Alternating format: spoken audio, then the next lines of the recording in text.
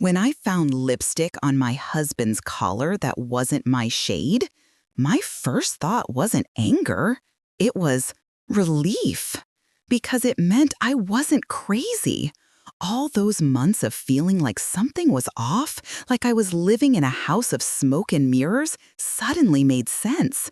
The woman sleeping in our guest room wasn't his cousin needing help. She was the other woman. And the worst part? I'd been the one cooking her breakfast every morning. My name is Patricia Morgan, and I'm 69 years old. I've lived in Phoenix, Arizona my entire life, watching this desert city grow from a small town into the sprawling metropolis it is today. I raised 2 children in a modest ranch house on the east side, worked as a school secretary for 30 years, and spent 45 years building what I thought was a solid marriage. Turns out, I was building on sand. This isn't a story about a naive woman who didn't see the signs. I saw them. I felt them in my bones, in the pit of my stomach, in the way my husband's eyes wouldn't quite meet mine anymore. But when you spent nearly half a century with someone, when you've built an entire life together, you don't just throw it away on a suspicion. You convince yourself you're imagining things. You tell yourself that love means trust, and trust means giving the benefit of the doubt. I was wrong. What happened in my house over the course of 8 months wasn't just infidelity. It was a calculated deception that made me question my own sanity. It was a betrayal that involved not just my husband, but a woman who sat at my dinner table, used my towels, and smiled at me every single day while sleeping with the man I devoted my life to. And when the truth finally came crashing down, it didn't destroy me like they probably thought it would. It set me free. Before I tell you how I discovered the truth and what I did about it, I need to share something important with you. Stories like mine, stories of real women facing real betrayals and finding real strength, they matter. They matter because they remind us we're not alone, that we're not the only ones who felt this kind of pain. If you're watching this video, it's because you understand that. And if you appreciate hearing these authentic experiences, I'd be grateful if you'd take just a second to hit that like button. It's free, it takes 1 click, and it helps this channel reach other women who need to hear they're not alone. These stories aren't easy to share, but they're important, and your support helps us keep bringing them to you. Now, let me take you back to where this all began.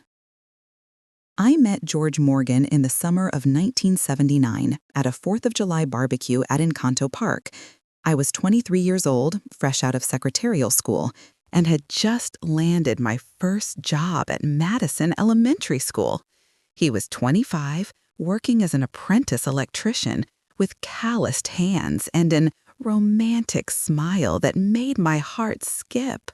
We were both from working-class families, both native Phoenicians, both trying to make something of ourselves in a city that was still finding its identity. Phoenix in the late 70s was different from the Phoenix you see today. The summers were just as brutal, yes, but there were fewer people, less traffic, more of that small town feel despite the growing population. Downtown was still the heart of the city, and neighborhoods like ours, with their ranch-style homes and citrus trees in every yard, felt like tight-knit communities where everyone knew everyone else's business. My father, Robert Chen, was a mechanic who'd immigrated from Taiwan in the 1950s. He'd met my mother, Dorothy, a waitress from Oklahoma, at a diner on Van Buren Street.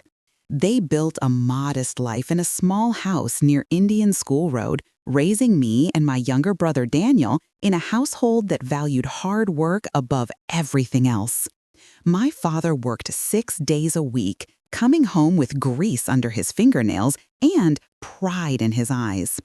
My mother kept house and worked part-time at the local library, always reading, always learning, always encouraging me to get an education so I wouldn't have to work as hard as they did. I was their success story, I graduated high school, went to business school, learned typing and shorthand, and landed a steady job with benefits. In 1979, that was everything. That was the hopeful American dream for a girl like me. George came from a different background but shared the same values. His father, James Morgan, was a roofer, and his mother, Helen, cleaned houses for wealthy families in Paradise Valley. He had 3 siblings, all boys, and they all learned trades. George chose electrical work because, as he told me on our 3rd date, the world's always going to need electricity, and they can't ship that job overseas. We dated for 18 months. He was steady, reliable, hardworking. He didn't drink much, didn't gamble, showed up when he said he would. He brought flowers to my mother, shook my father's hand with respect, and talked about hopeful, building a future. When he proposed on Christmas Eve of 1980 with a modest quarter-carat diamond he'd saved for 6 months to buy, I said yes without hesitation. We married in April of 1981 at a small Catholic church in Central Phoenix. My mother made my dress, we had 50 guests, a potluck reception at my parents' house, and spent our honeymoon weekend at a cabin in Flagstaff. It wasn't fancy, but it was ours, and it felt like the romantic beginning of something solid. George got his journeyman electrician license that same year, and his income increased enough for us to start looking at houses. We found a 3-bedroom ranch in East Phoenix, near 32nd Street in Thomas, for $42,000. It needed work, but George could do most of it himself. We moved in July of 1982, painting walls and planting a vegetable garden in the backyard, hopeful, talking about the children we'd have and the life we'd build. Michael was born in March of 1983. Jennifer followed in June of 1986. Those early years were hard in the way that all young parent years are hard. George worked long hours, sometimes 10 or 12-hour days, while I tried to balance my job at the school with caring for 2 small children. Money was tight. We drove used cars, shopped at discount stores, and planned our grocery shopping around sales. But we were happy, or at least I thought we were. George was a good father in the traditional sense. He provided, he fixed things around the house. He taught Michael how to throw a baseball and helped Jennifer build her science fair projects. But he wasn't emotionally present in the way I craved. When I needed to talk about my feelings, he'd suggest practical fixes. When I wanted connection, he'd offer to fix the leaky faucet. I told myself this was normal. This was how men were, especially men from his generation and background. His father hadn't been emotional either. This was just how marriages worked after the honeymoon phase ended. You settled into roles, into routines, into a comfortable companionship that didn't have the fire of early romance, but had something more stable, more lasting. The kids grew up. Michael went to Arizona State University and became a civil engineer. Jennifer became a nurse. They both moved out by 2006, starting their own lives, leaving George and me in our ranch house with empty bedrooms and a quiet that felt both peaceful and unsettling. That's when I first noticed George becoming distant. It was subtle at first. He'd always worked long hours, but now he was taking more evening jobs, more weekend calls. He'd always been quiet, but now he was somewhere else, even when he was sitting right next to me. He'd always been practical with his phone, but now he carried it everywhere, even to the bathroom. I told myself it was just him getting older, adjusting to being an empty nester, maybe going through his own version of a midlife crisis. I suggested we take up new hobbies together. He said he was too tired. I suggested we travel. He said we should save money for retirement. I suggested marriage counseling. He looked at me like I'd suggested we join a cult. By 2015, we were more like roommates than spouses. We slept in the same bed but barely touched. We ate dinner together but barely talked. We existed in the same space but lived separate lives. I had my routines at the school, my book club, my weekly calls with Jennifer. He had his work, his workshop in the garage, his Sunday morning golf games. I wasn't happy, but I wasn't unhappy either. I was just existing, going through the motions, telling myself that this was what long marriages look like after 40 years, that companionship was enough, that I should be grateful for stability, even if the spark was gone. Then George retired in January of 2020, right before the pandemic hit. Suddenly, we were together all the time, trapped in the house during lockdowns, unable to escape into our separate routines. And instead of bringing us closer, it pushed us further apart. He spent hours in his workshop. I spent hours in the garden. We were two people living in the same house, carefully choreographing our movements to minimize interaction. That's when I started feeling like something was genuinely wrong. It wasn't just distance anymore. It was avoidance, active, purposeful avoidance. But I couldn't prove anything, couldn't point to any specific behavior that was definitively suspicious.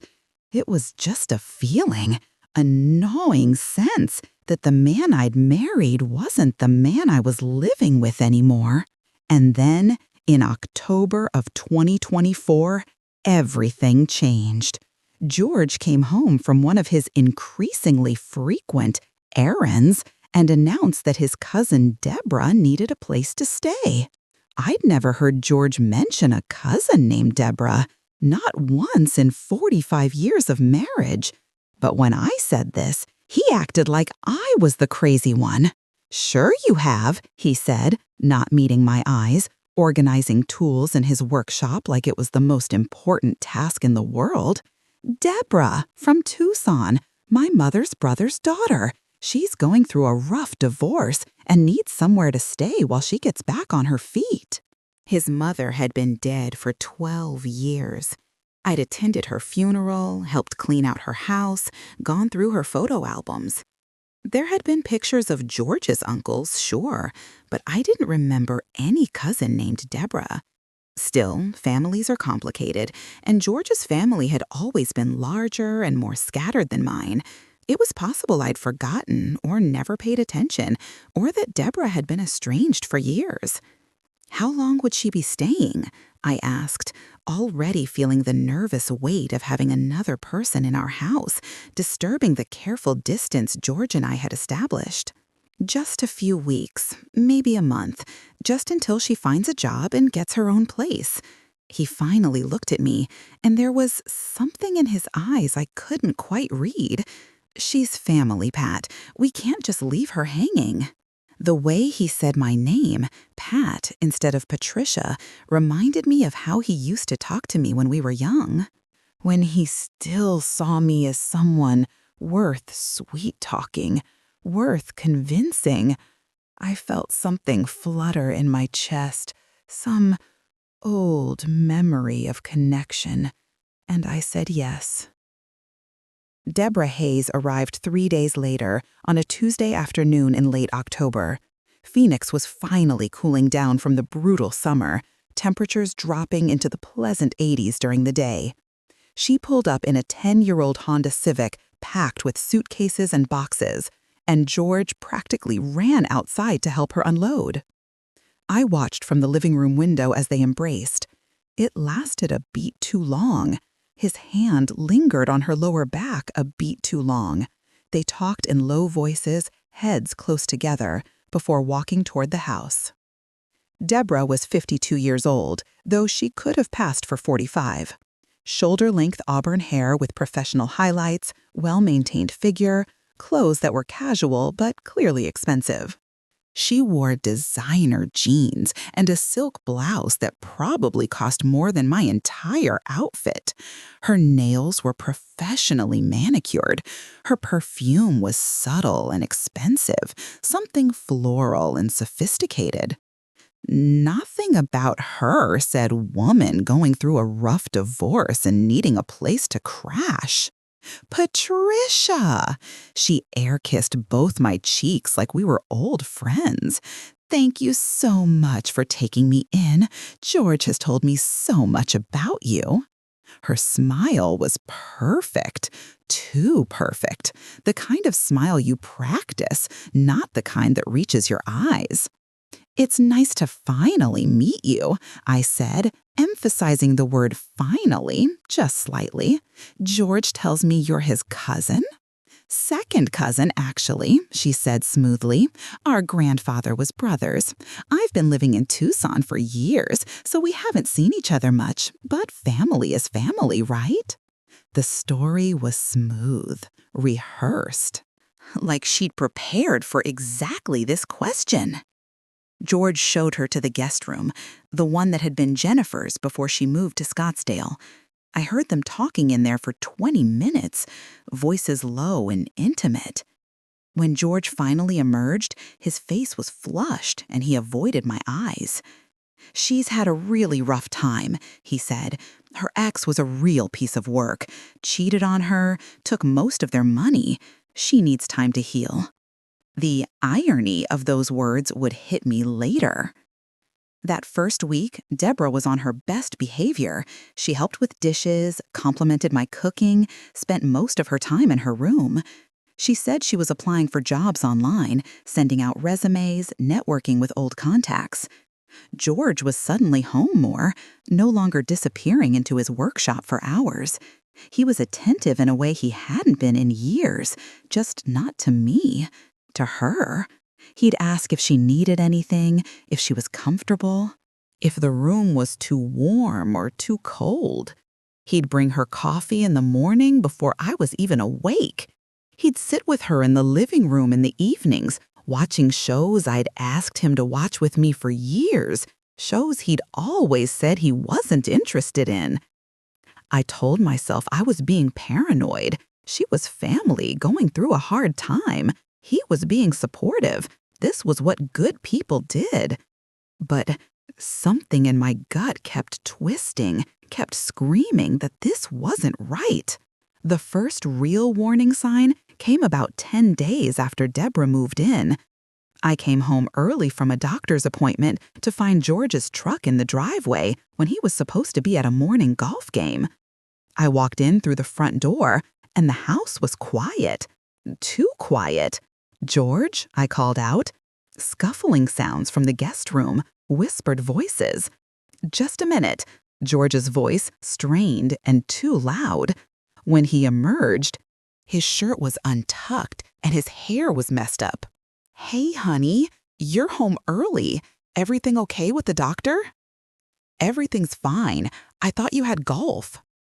Canceled. Dave's back was acting up. He kissed my cheek quickly, his breath smelling like mint, like he'd just used mouthwash. I was just helping Deborah move some furniture around, heavy lifting, you know. Deborah appeared in the hallway behind him, perfectly composed, except for the slight flush in her cheeks and the way her lipstick was slightly smudged.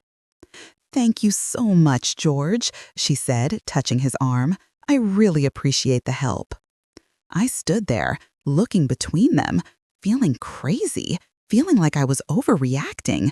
They'd been moving furniture, that's all. That's why they were flushed and disheveled. Nothing else made sense, right? But that night, I noticed George's cologne on the guest room sheets when I went in to return a towel Deborah had left in the bathroom. Not just a faint trace, a strong presence, like he'd been in that bed. The second warning sign came 2 weeks later. I had offered to do Deborah's laundry along with our regular loads. When I was sorting clothes in the laundry room, I found one of George's undershirts mixed in with her delicates. not just near them, actually tangled up with a lacy bra that definitely didn't belong to me. "How did this get in here?" I asked Deborah, holding up the shirt. She barely glanced at it. "Oh, that must have fallen off the laundry room counter when I was sorting. George helped me carry my basket in yesterday. Must have gotten mixed up then."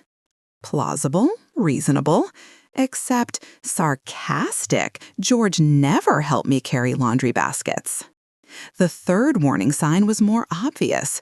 Deborah's rough divorce and need to find work seemed less and less urgent as weeks turned into a month. She wasn't going to interviews, wasn't actively job hunting.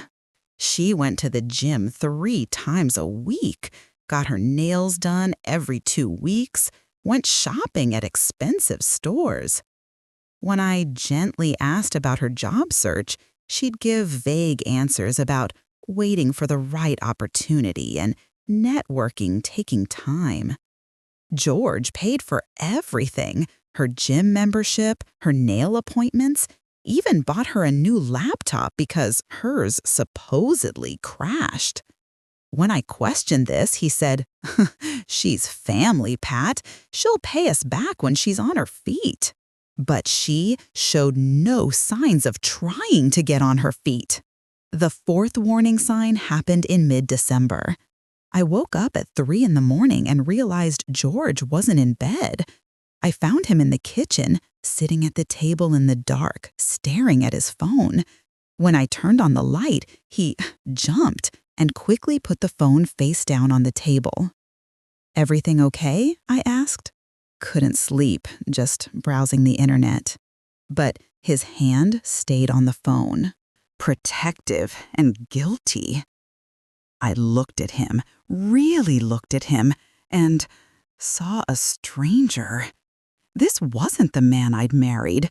This wasn't even the distant but predictable roommate I'd been living with for the past decade. This was someone with secrets, someone living a double life right under my roof. "George, is something going on?" "What? No, why would you think that?" "You've been different since Deborah moved in. Distant, secretive." "You're imagining things, Pat. I'm just stressed about money. Retirement isn't as comfortable as we thought it would be, especially with an extra mouth to feed." He turned it around on me, made me feel guilty for questioning him, made me feel like I was the problem for noticing changes in my own husband. The fifth warning sign came on Christmas Eve. We'd always had a tradition of opening one present on Christmas Eve, something small and personal. That year, George gave me a generic candle set from Target. Then I watched as he slipped out to his truck and came back with a carefully wrapped box that he took to Deborah's room. I didn't see what was inside, but I heard her delighted squeal through the door. The sixth warning sign was New Year's Eve. We'd been invited to a party at our neighbor's house, something we did every year. But this year, George said he was too tired and wanted to stay home. Fine, I went alone. When I came back at 12:30 a.m., having left early because it felt wrong celebrating without my husband, I found George and Deborah sitting close on the couch, watching the Times Square ball drop on TV, drinking champagne. They jumped apart when I walked in, but not quickly enough. The bottle of champagne was one I'd been saving for a special occasion, hidden in the back of the pantry. The glasses were our wedding crystal, the ones we only used for anniversaries. "Welcome home, honey," George said too brightly. We were just having a small toast to the new year. Deborah smiled at me with those perfect practiced lips. "Hope you don't mind. We found the champagne and thought, why not? New year, new beginnings." I went to bed feeling fearful, nauseous. Not from alcohol, from the growing certainty that something terrible was happening in my home, and I was the only one who couldn't seem to prove it. The seventh warning sign was the day I found Deborah's birth control pills in the guest bathroom. Not hidden, just sitting right there on the counter. She was 52 years old, supposedly going through a divorce, supposedly too devastated to work, but taking birth control? When I mentioned this to George, he got defensive. "Why are you snooping around in her stuff? That's private." I wasn't snooping, they were right there on the counter, and I'm just wondering who she's sleeping with, since she supposedly came here to heal from a divorce. Maybe she's seeing someone. She's allowed to date Pat. She's single. Is she? Because she's never mentioned anyone, never goes out on dates, spends all her time here with you. What are you trying to say? I'm trying to say that something doesn't add up, George. None of this adds up. He stared at me with sad, cold eyes, eyes that used to look at me with love. You need to stop being paranoid. You're making everyone uncomfortable with your suspicions. Deborah is family, and she's been nothing but respectful to you. I don't know what your problem is, but you need to deal with it. He made me feel crazy, made me question my own instincts, made me wonder if maybe I was the problem. If maybe I was so lonely and disconnected from my husband that I was manufacturing drama where none existed. But the final warning sign, the one that made everything clear, came on a Friday evening in late January. I told George I was going to book club, something I did every other Friday. But the book club was canceled last minute, host had the flu, so I came home 2 hours earlier than expected. The house was too quiet when I walked in. George's truck was in the driveway. Deborah's car was there. But no sound of the TV, no voices, nothing. I walked through the house, my fearful heart pounding, my hands shaking, knowing what I was about to find, but praying I was wrong. The guest bedroom door was closed. I stood outside it, listening. And angry, I heard them. Low moans, the creak of bed springs, George's voice saying her name in a way he hadn't said my name in decades. I stood there frozen, my hand on the doorknob, everything inside me shattering. I didn't burst in, I didn't scream, I didn't make a scene. I just stood there, listening to my husband have sex with the woman he'd told me was his cousin, the woman sleeping under our roof. In a bed I'd made up with fresh sheets just that morning. Then I turned around, walked out of the house, got in my car, and drove. I drove through Phoenix in the dark, tears blurring my vision, my entire life crumbling in my rearview mirror. I drove to Papago Park, parked near the Buttes, and sat there for hours, trying to breathe, trying to think, trying to figure out what to do with this knowledge that confirmed every instinct I'd been told to ignore.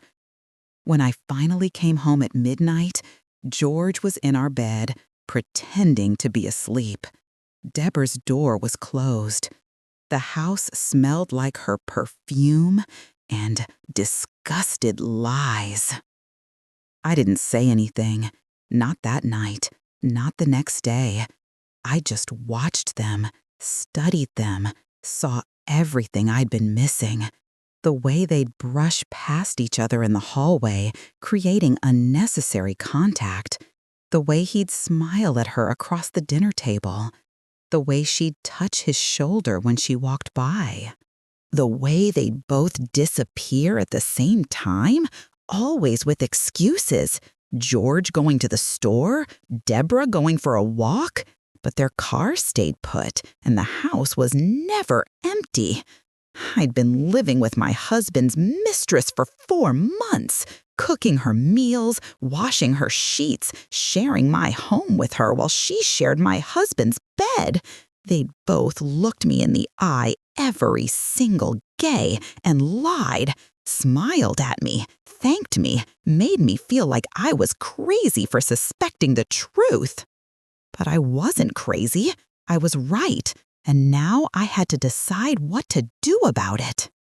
The days after that discovery were the strangest of my life. I went through the motions of normalcy while my insides were screaming.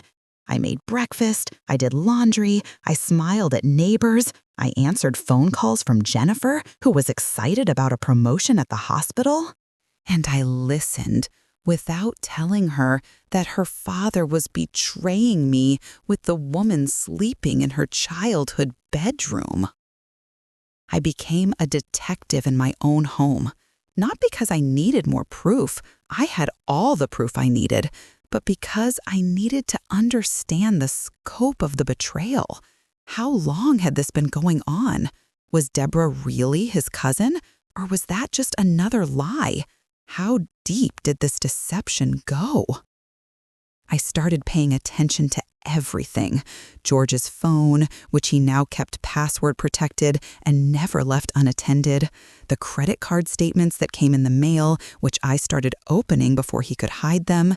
The way they'd text each other even when they were in the same house. Phones buzzing with messages they'd smile at before quickly hiding the screens. One afternoon, when they'd both left the house, George supposedly going to Home Depot and Deborah supposedly going to the gym, I went through Deborah's room. My hands shook as I opened her drawers, feeling like a criminal in my own house. But what I found, surprised, made my blood run cold. In her nightstand, underneath a stack of magazines, I found a photo album. Not a new one, an old one, the kind with the sticky pages and plastic covers. And the photos inside weren't of a cousin. They were of a lover. Pictures of George and Deborah together, dating back years, not months, years. There was George at what looked like a hotel pool, his arm around a younger Deborah, both of them in swimsuits, both of them smiling like people in love. The timestamp on the photo said July 2019, 5 years ago.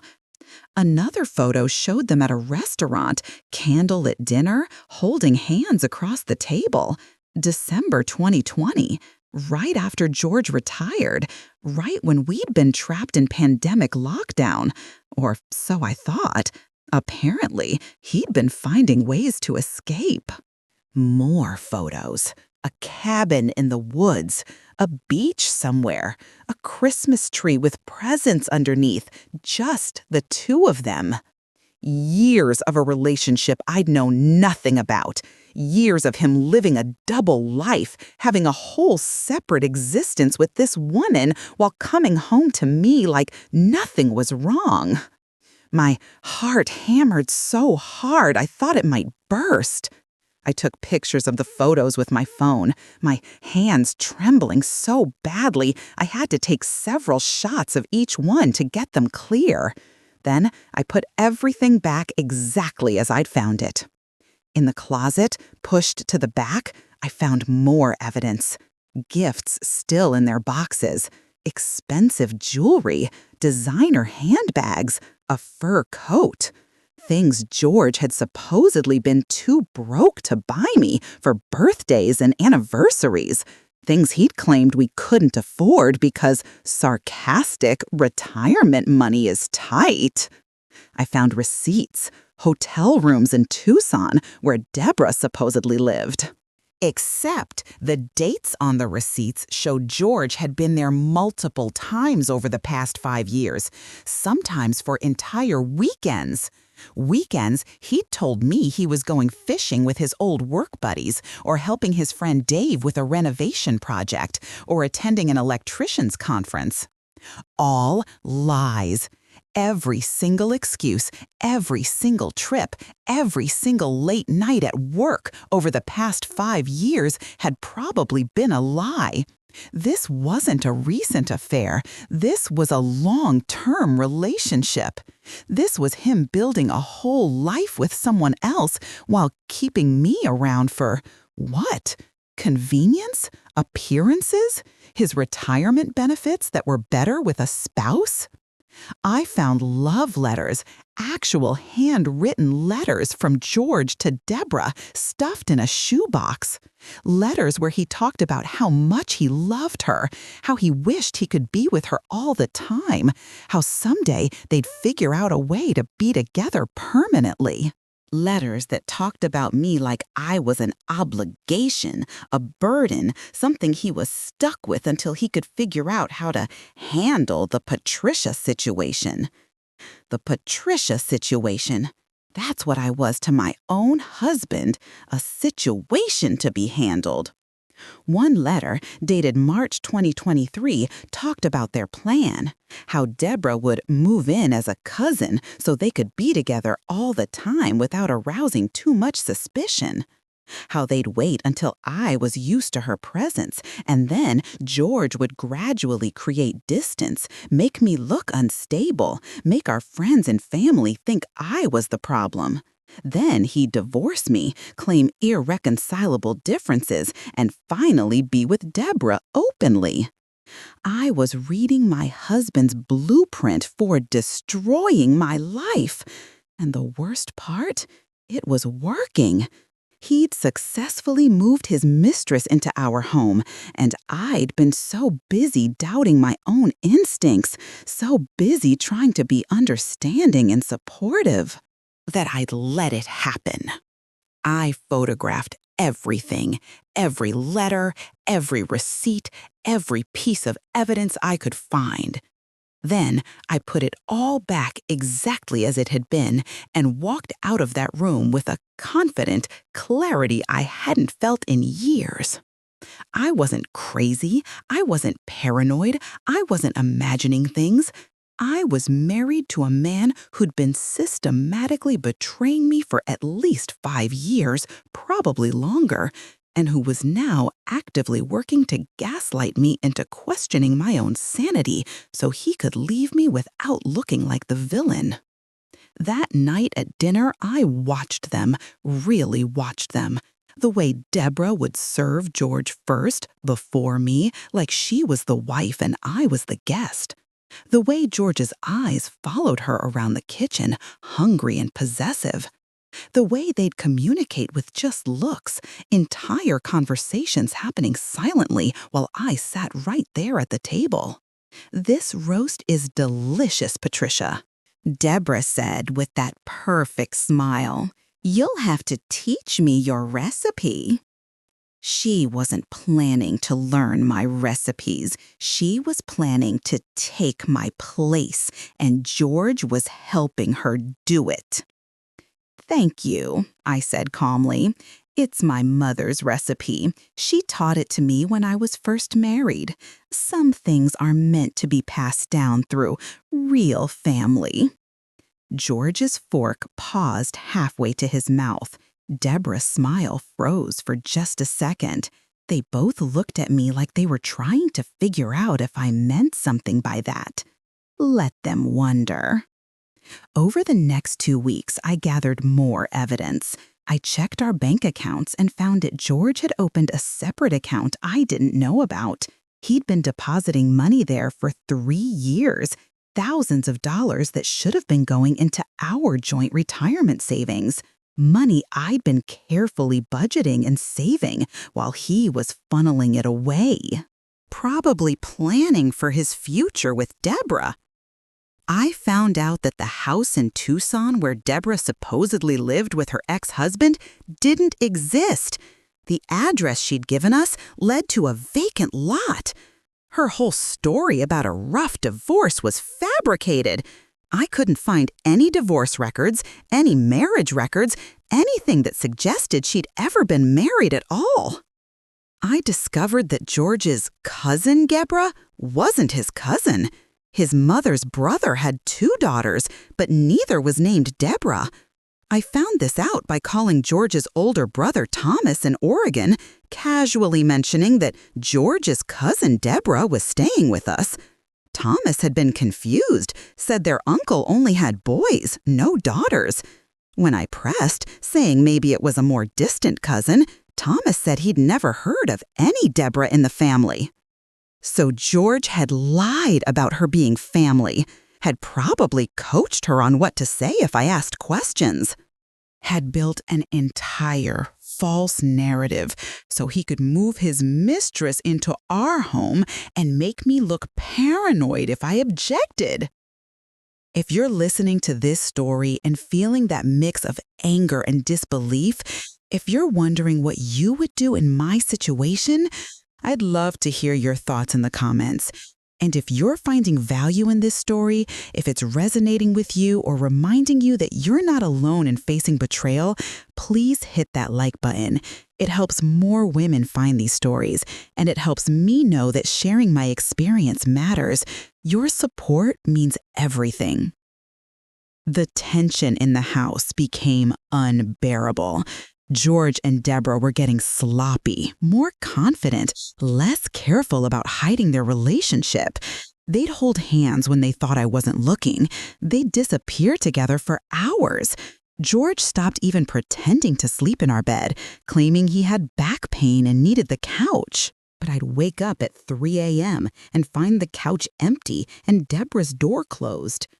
One evening, I found them slow dancing in the kitchen while I was supposedly napping. No music playing, just the two of them swaying together, his arms around her waist, her head on his shoulder. I watched from the hallway, and something inside me shifted. The hurt was still there, crushing and constant, but something else was growing alongside it. Something harder. Something that knew this couldn't continue. I called Jennifer on a Thursday afternoon when the house was empty.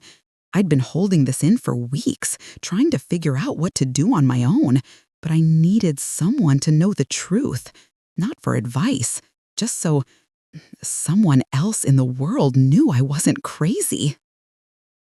"Mom, what's wrong? You sound strange." And I told her. Everything. The photos, the letters, the fake cousin story, the plans to make me seem unstable so George could justify leaving. I told her about finding them together, about the years of lies, about living in a house with two people who were actively conspiring against me. Jennifer was silent for a long moment. Then she said, her voice angry with fury, "I'm coming over right now. I'm going to confront him." "No," I said firmly, "not yet. I need to handle this my way. I just needed you to know the truth. I needed someone to know I'm not imagining this. Mom, you need to leave. You need to get out of that house." "This is my house, Jennifer. I've lived here for 43 years. I raised you and your brother here. I planted every tree in that yard. I chose every piece of furniture. Why should I leave? I'm not the one who broke our marriage vows." "Then kick them out. Tell Dad you know, and kick them both out." "And then what? He denies it, makes me look hysterical? Tells everyone I'm being unreasonable and cruel to his poor cousin who's going through a hard time? No. When I confront him, I want all my ducks in a row. I want evidence he can't deny. I want everyone to know the truth, not just me." Jennifer was quiet again. "What are you planning, Mom?" "I'm still figuring it out, but I promise you, I'm not going to let them get away with this. I'm not going to be the sad, pathetic wife who just accepts betrayal and skulks away quietly. I'm going to make sure everyone knows exactly what they did." After I hung up with Jennifer, I sat in my car in a grocery store parking lot, watching people go about their normal lives, and I felt something crystallize inside me. 45 years of marriage. 45 years of loyalty, of cooking his meals and raising his children and supporting his career and making a home for him.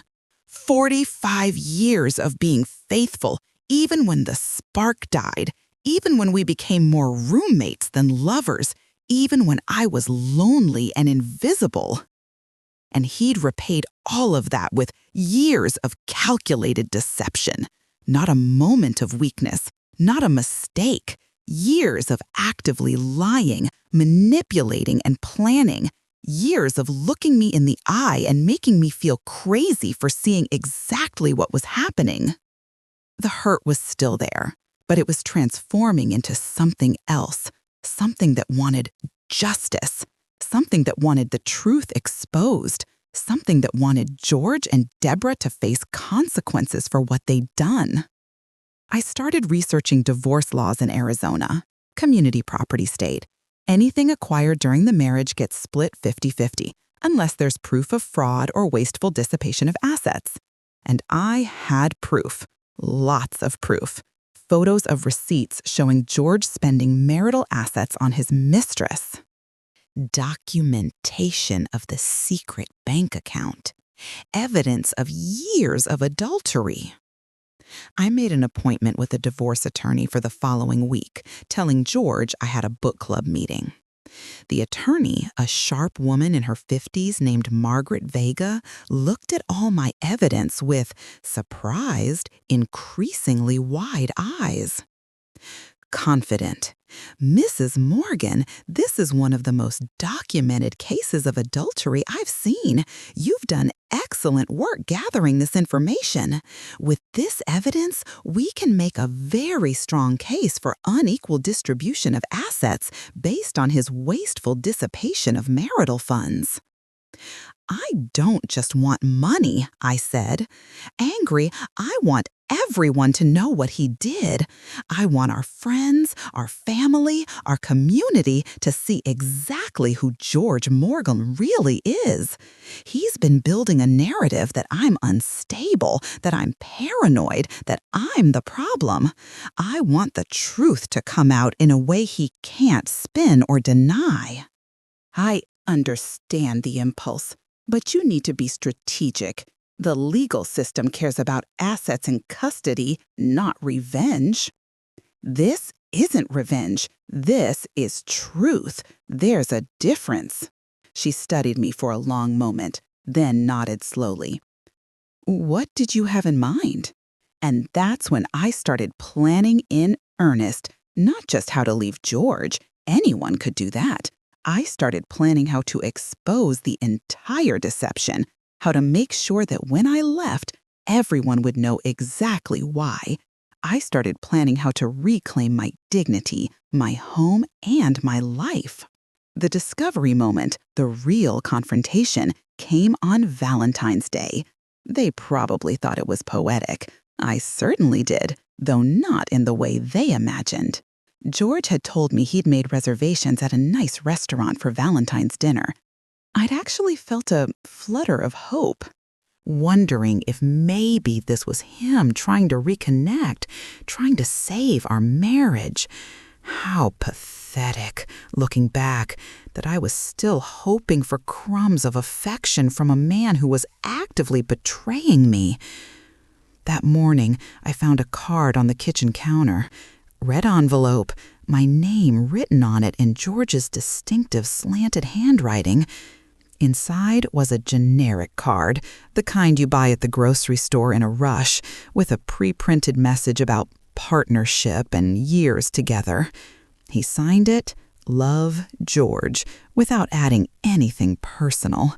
No note, no memory, nothing that indicated 45 years of specific shared history.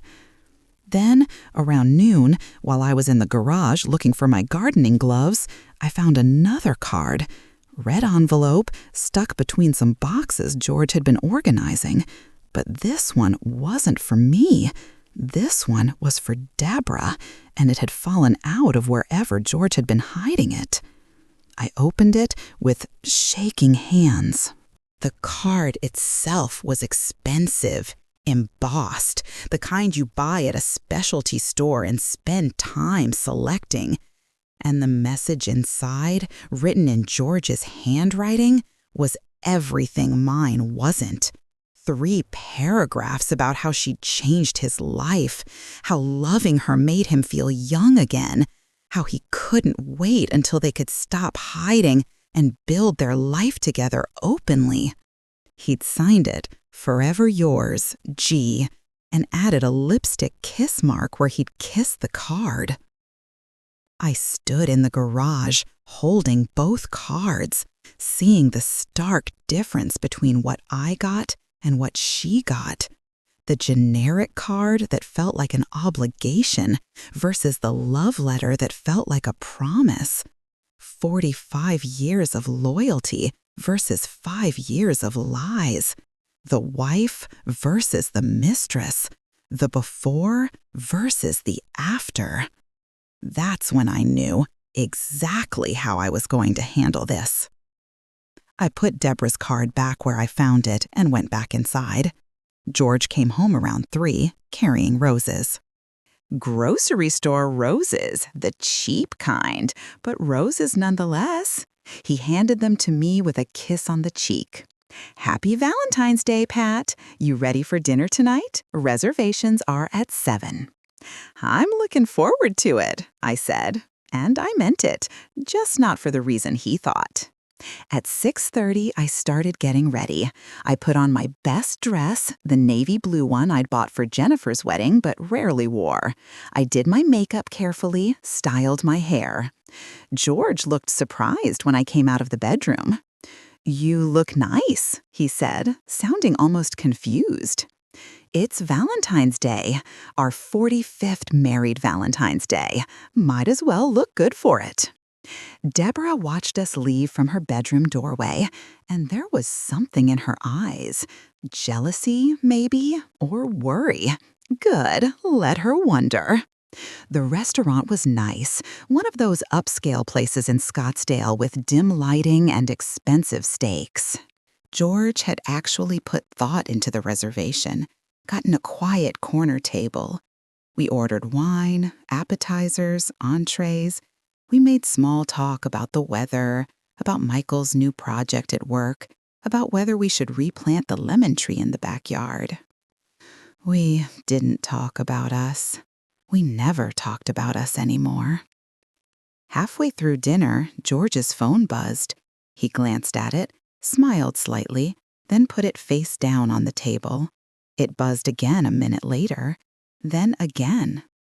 "You should check that," I said calmly. "Might be important." "It's fine. I'm having dinner with my wife." His phone buzzed a 4th time.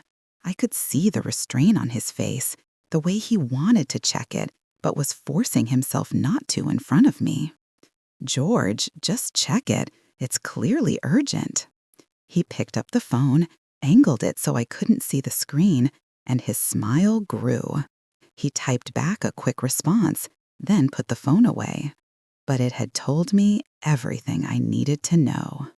Deborah was texting him on Valentine's night while he was at dinner with me, and he was smiling about it. I took a sip of my wine and made a decision. "George, I need to ask you something, and I need you to be honest with me." He tensed slightly. "Okay. Is Deborah really your cousin?" Long pause. His face went through several expressions. Surprise, calculation, decision. "Of course she is. Why would you ask that?" "Because I called your brother Thomas. He said your uncle didn't have any daughters. So who is Deborah, really?"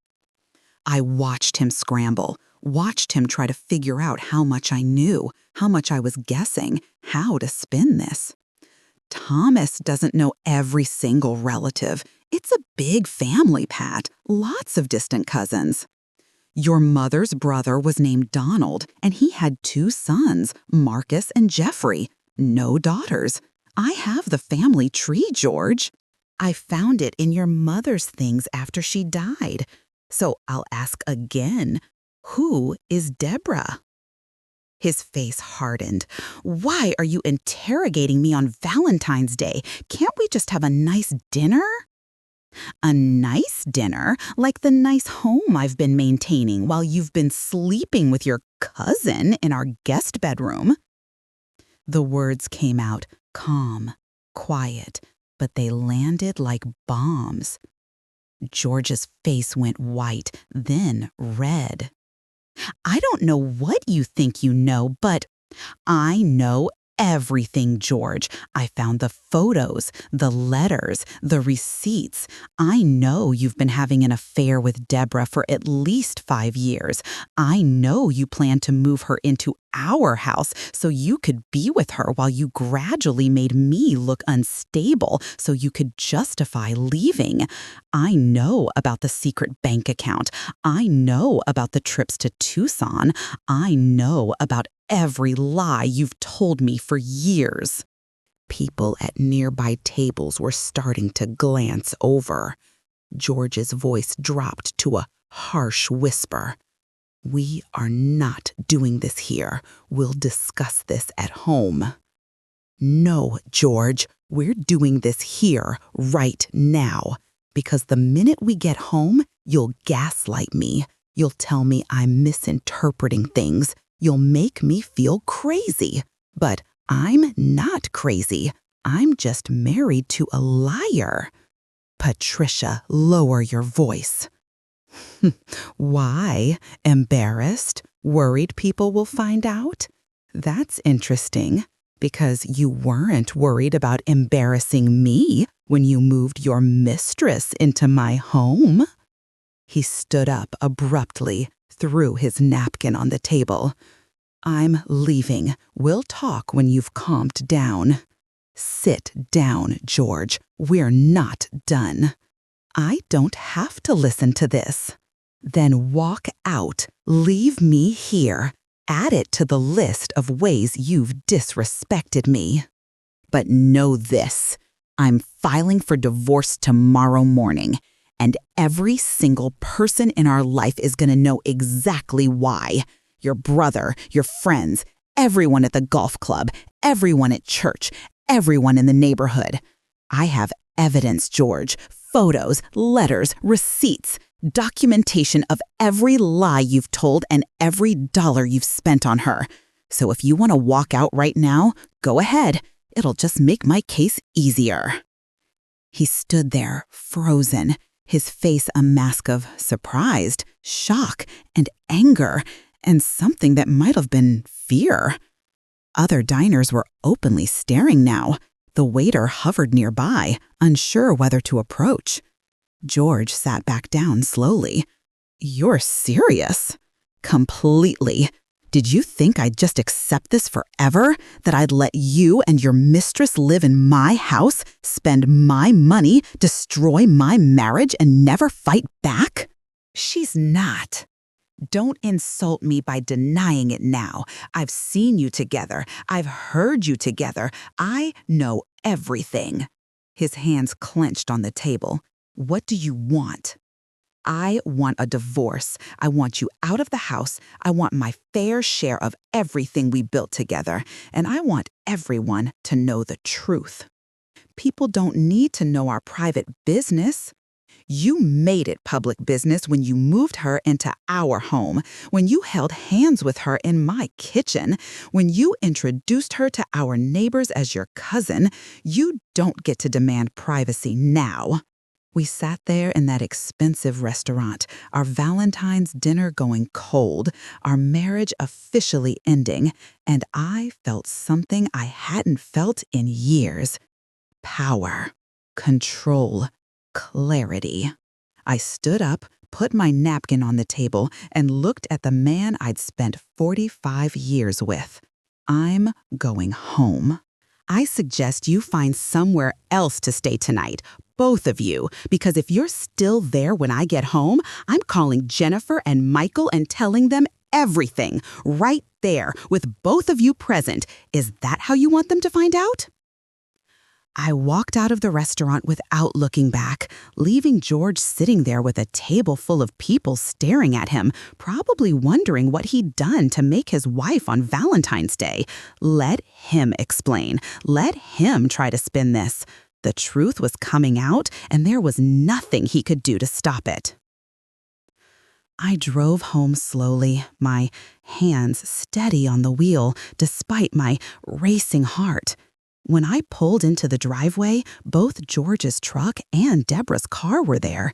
The house was lit up like normal, like everything was fine, like we were all just one big happy family. I sat in the car for a few minutes, gathering myself. This was it. The moment everything changed. The moment I stopped being the victim and started being the woman who fought back. When I walked into the house, I found them in the living room. Deborah was on the couch watching TV. She looked up when I entered, and something in my face made her expression shift from casual to wary. "Where's George?" I asked, my voice cold and level. "He's not with you?" "He's probably on his way. We need to have a conversation, the three of us." "Patricia, I don't know what." "Save it, Deborah, or should I call you by your real name? Although I'm not sure I know what that is, since Deborah Hayes doesn't seem to exist in any public records before 5 years ago." She stood up, all pretense of sweetness dropping away. Her face hardened into something calculating.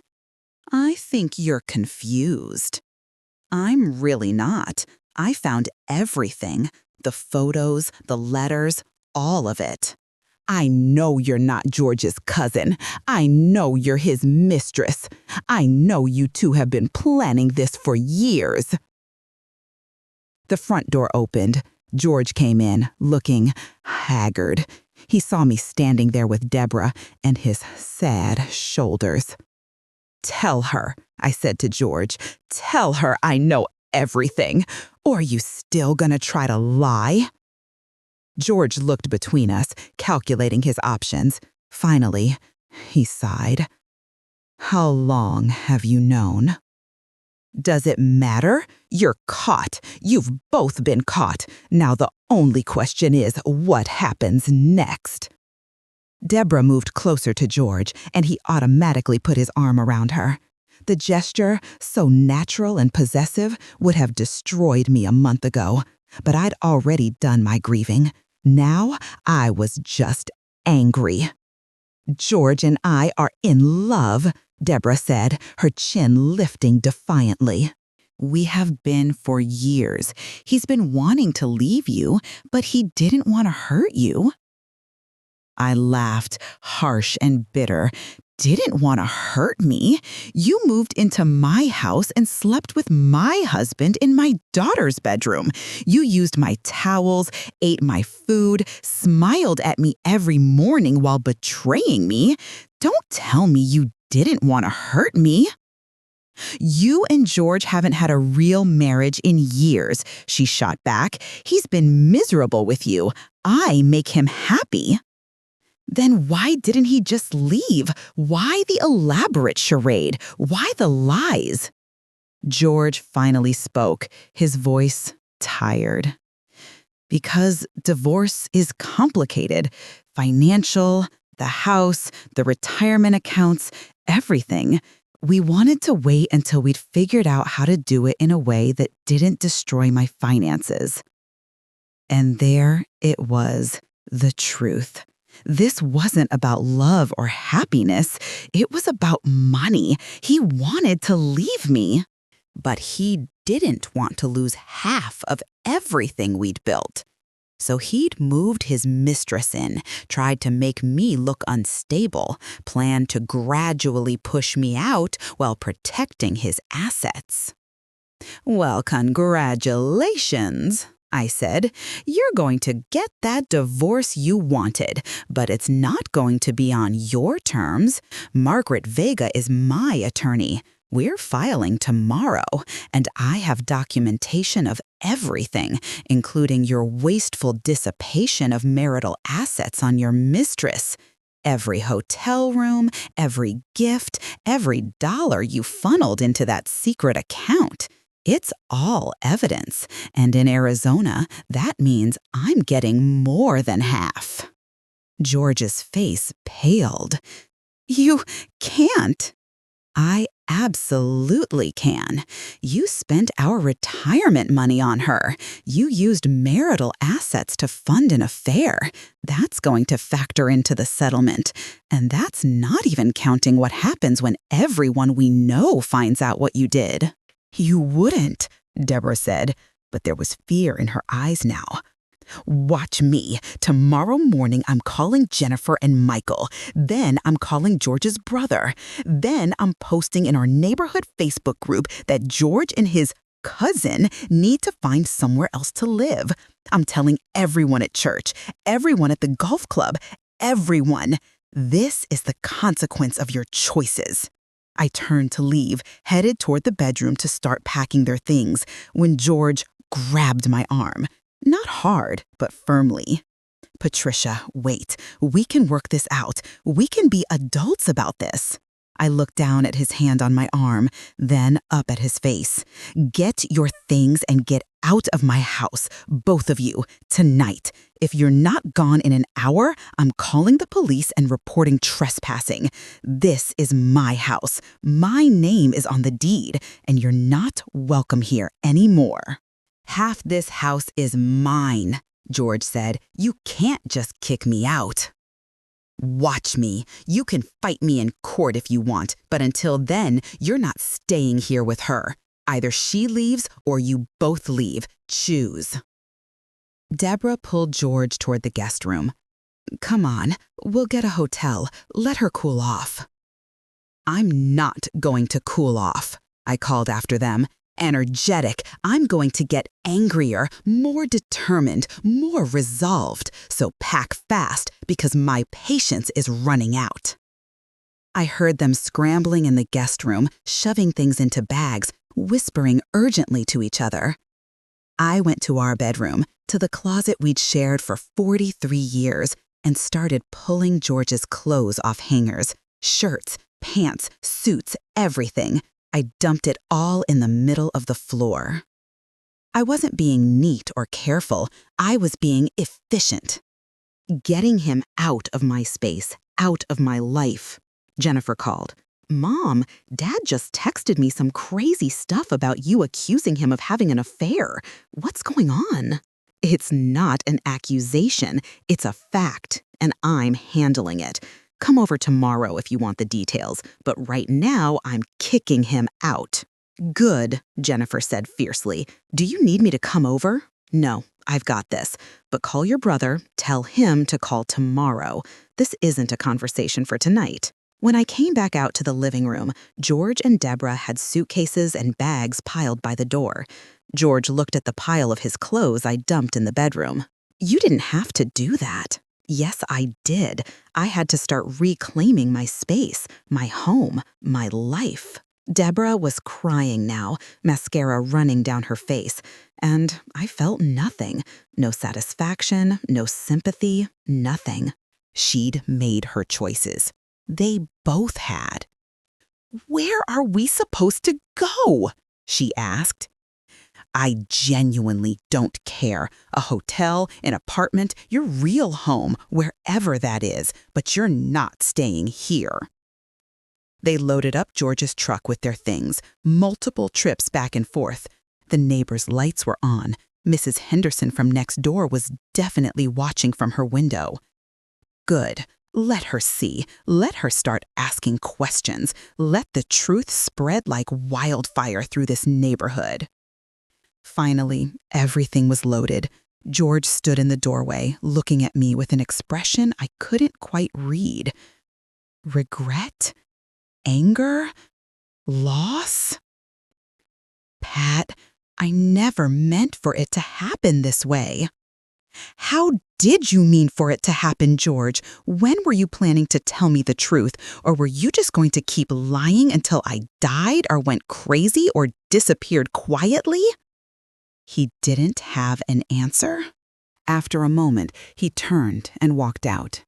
Deborah followed, not even looking at me, and I closed the door behind them, locked it, put the chain on, stood there in the sudden silence of my house, my empty house, and felt the happy weight of 45 years lift off my shoulders.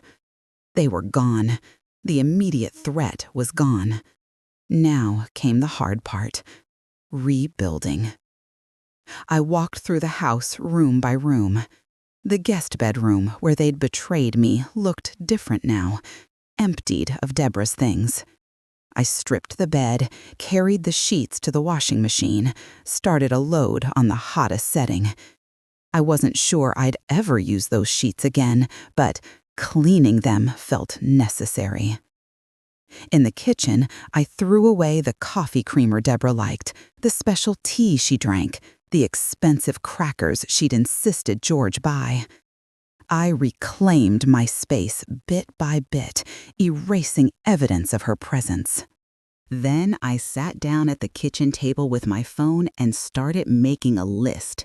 Everything I needed to do: call the attorney tomorrow, finalize filing papers, change the locks on the house, change passwords on all accounts, call the bank about the secret account, document everything for the divorce proceedings, tell family and friends the truth.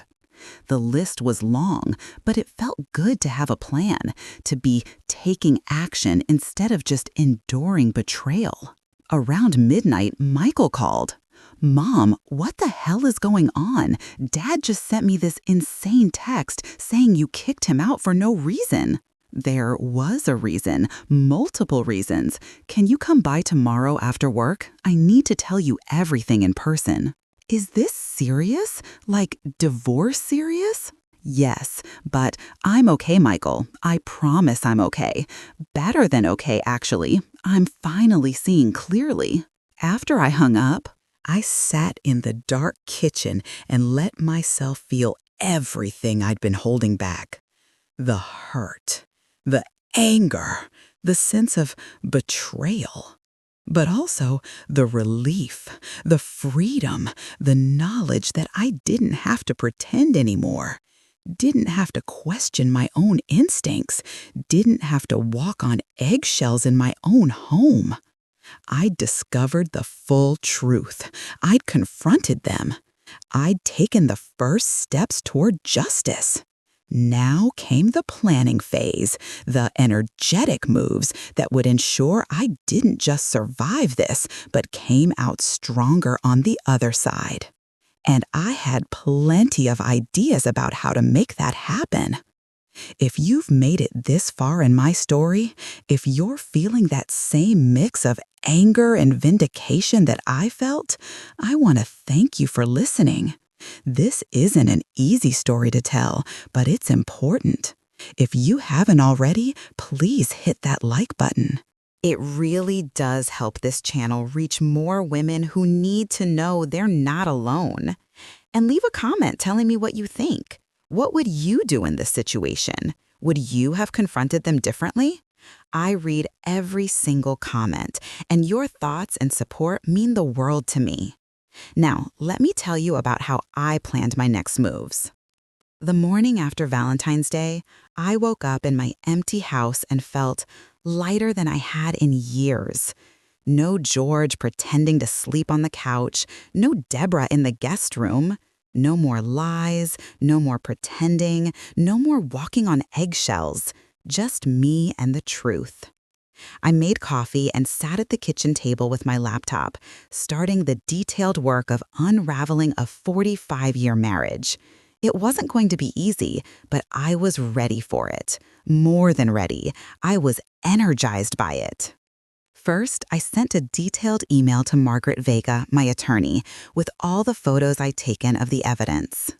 The pictures from Deborah's photo album, the receipts for hotels and gifts, the love letters, the documentation of the secret bank account, screenshots of text messages I'd managed to photograph when George left his phone unattended. Everything organized, dated, and explained. Her response came within an hour. This is exceptionally strong evidence. Come to my office this afternoon and we'll file today. With this documentation, I'm confident we can argue for substantial, unequal distribution based on wasteful dissipation of marital assets. Then I started on the financial investigation. I'd thought I knew our finances, but clearly George had been hiding things. I logged into our bank accounts, changed all the passwords, and downloaded every statement from the past 5 years. I went through them line by line, highlighting every suspicious charge. Transfers to the secret account, cash withdrawals that had no explanation, charges at jewelry stores, clothing stores, hotels. The pattern was clear. For 5 years, George had been steadily draining our retirement savings to fund his affair. Thousands of dollars I'd been carefully budgeting, thinking we were saving for our future, and he'd been spending it on another woman. The number made me physically sick, but it also strengthened my resolve. This wasn't just about hurt feelings anymore. This was about theft. Next, I called a locksmith. I wanted the locks changed immediately. George might technically have a legal right to be in the house, but I wasn't taking any chances. The locksmith arrived by noon, and I watched with happy satisfaction as he installed new deadbolts on all the doors, new keys that George didn't have, new security for my space. Then I went through the house systematically, reclaiming it.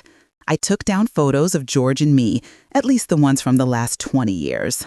I packed them in boxes and put them in the garage. I couldn't bring myself to throw them away. They represented too much of my life, but I didn't want to look at them anymore. I went into the guest bedroom and stood there, looking at the space that had housed such betrayal. The bed where George had slept with Deborah while I was down the hall. The room where they'd planned my emotional destruction. I couldn't bear to keep it as a guest room.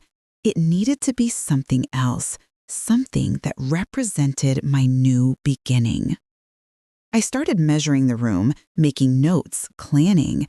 It would become my craft room, my space for painting and quilting and all the hobbies I'd let fall away over the years because I was too busy maintaining a marriage that was already dead. I'd paint the walls a cheerful yellow, install better lighting, bring in my grandmother's sewing machine that had been collecting dust in the garage. As I worked, my phone kept buzzing. George calling, texting, trying to negotiate.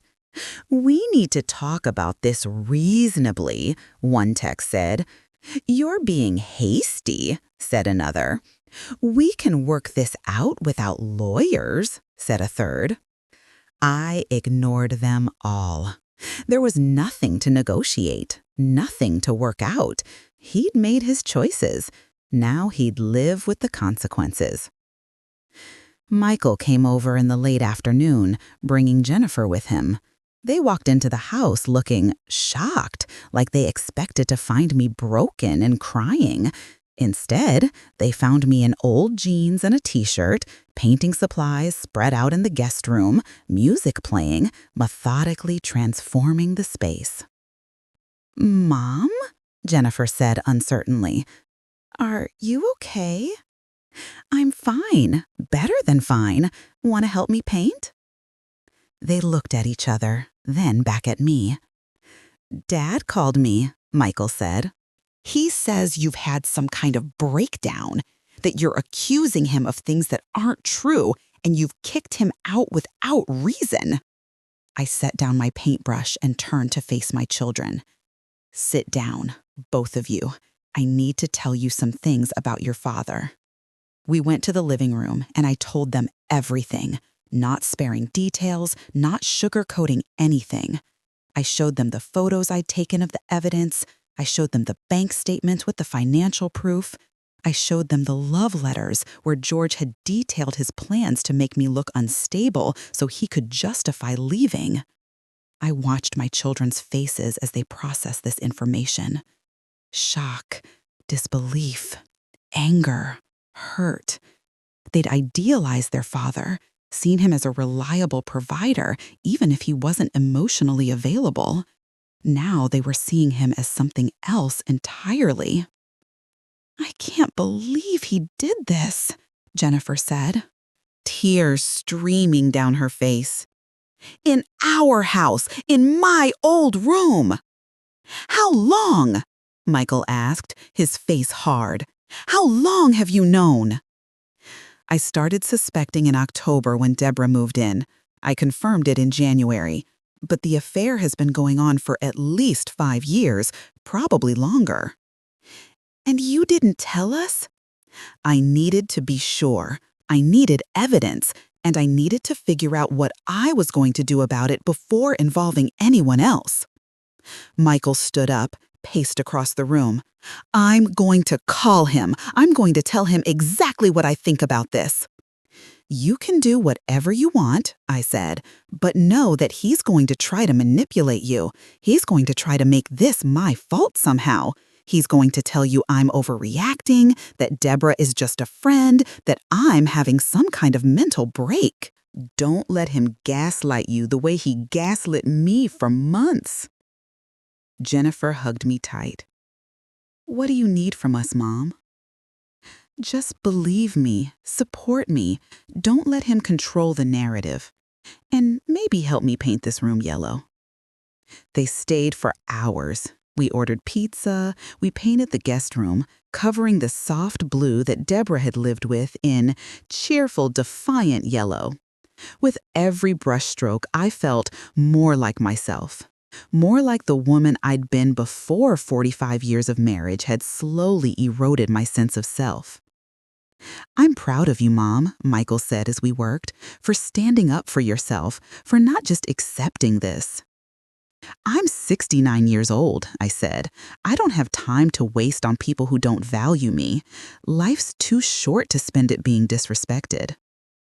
That night, after my kids left, I sat down and wrote a detailed Facebook post. I didn't name George or Deborah directly, but I told my story.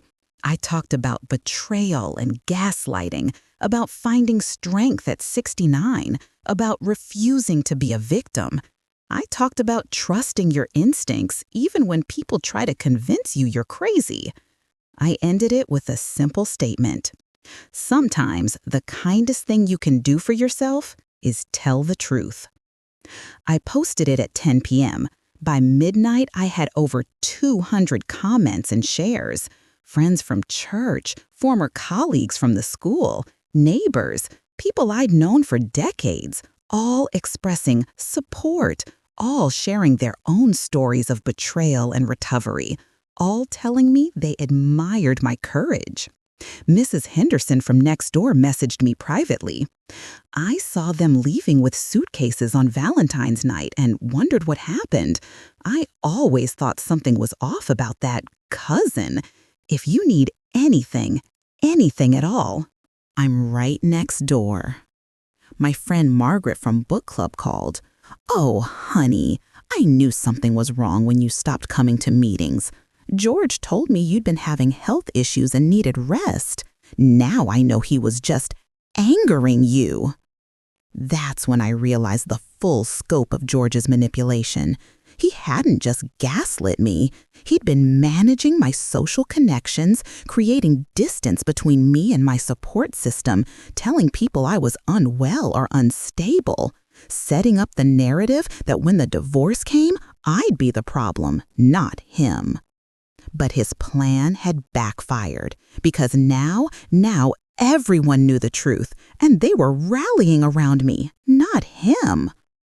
Over the next week, I threw myself into the practical work of divorce preparation. I met with Margaret Vega 3 more times, going over every detail of our case. We inventoried every asset. The house, valued at $480,000, completely paid off. George's retirement account, about $300,000. My smaller retirement account from the school district, about $100,000. Savings accounts, investment accounts, everything. In a normal Arizona divorce, everything would be split 50-50. But this wasn't normal. We were arguing that George's wasteful dissipation of marital assets, the $70,000 spent on his affair, should result in an unequal distribution in my favor. Even if the judge doesn't go for unequal distribution, Margaret explained, he'll have to reimburse the marital estate for that $70,000. That means he owes $35,000 back to you immediately. What about the house? You're in the strongest position there. You can buy out his half or force a sale. But given your attachment to the home and the fact that his adultery was conducted there, I think we can make a strong case for you keeping it. I'm keeping it. This is my home. I'm not letting his betrayal drive me out of the place I've lived for 43 years. I also started documenting everything for posterity, not just for the legal case. I wrote everything down in a journal, every detail of the betrayal in my response. I wanted a record, something concrete that proved I wasn't crazy, that this had really happened, that I'd been strong enough to fight back. I went through old photos and created a timeline. Here's us at Michael's graduation, 2005. Here's George at a work conference in 2020, except I now knew there was no conference. He'd been with Deborah. Here's a family Christmas where George looked distracted and distant, probably texting her while we opened presents. The past recontextualized itself. Every strange moment, every unexplained absence, every time I'd felt like something was off, it all made sense now. My instincts had been right all along. I just hadn't trusted them enough. Confident, George kept trying to contact me. He'd call from different numbers when I blocked his main phone. He'd show up at the house, but I wouldn't open the door. He'd send emails that alternated between apologetic and accusatory. One email said, "I'm sorry it came to this, but you have to understand I wasn't happy. You weren't meeting my needs. I found someone who did. You're making this harder than it needs to be." I forwarded it to Margaret. "This is great," she said. "He's admitting to the affair in writing and blaming you for it. Keep any communication he sends." Another email, a few days later. "I'm willing to be generous in the divorce settlement if you keep this quiet. Don't drag our name through the mud. Think about Michael and Jennifer." I laughed when I read that one. Now he cared about our children's feelings? Where was that concern when he was sleeping with another woman in Jennifer's childhood bedroom? I responded simply, "Talk to my lawyer. Don't contact me directly again." The divorce papers were filed on February 22nd, exactly 1 week after the Valentine's Day confrontation. George was served at the hotel where he and Deborah were staying. According to the process server, he'd looked shocked, like he hadn't really believed I'd go through with it. In Arizona, there's a mandatory 60-day waiting period before a divorce can be finalized, even if everything is uncontested. Ours wasn't going to be uncontested. George hired his own lawyer, an aggressive man named Richard Chen, who immediately started making demands. George wanted half of everything, including half the house value.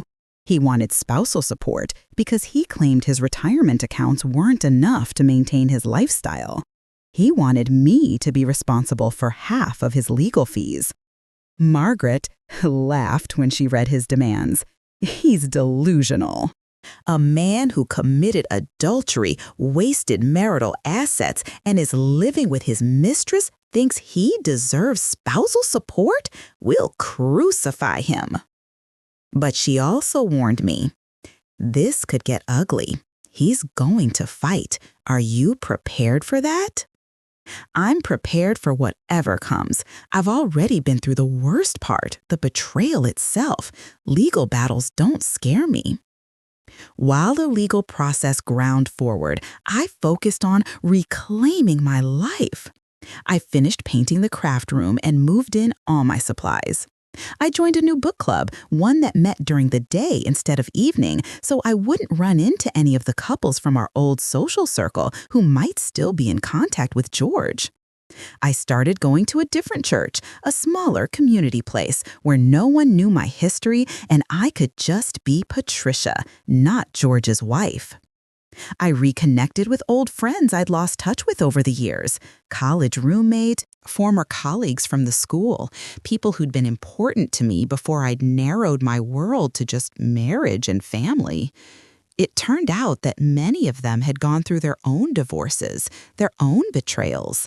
They welcomed me into a community of women who understood, who didn't judge, who celebrated my courage instead of pitying my circumstances. I started exercising again, walking every morning through the neighborhood as the sun came up. I'd forgotten how beautiful Phoenix could be in the early morning, before the heat set in, when the desert birds were singing and the air smelled clean and fresh. I'd walk for an hour, clearing my head, planning my day, feeling my body grow stronger. I reconnected with my body in other ways, too.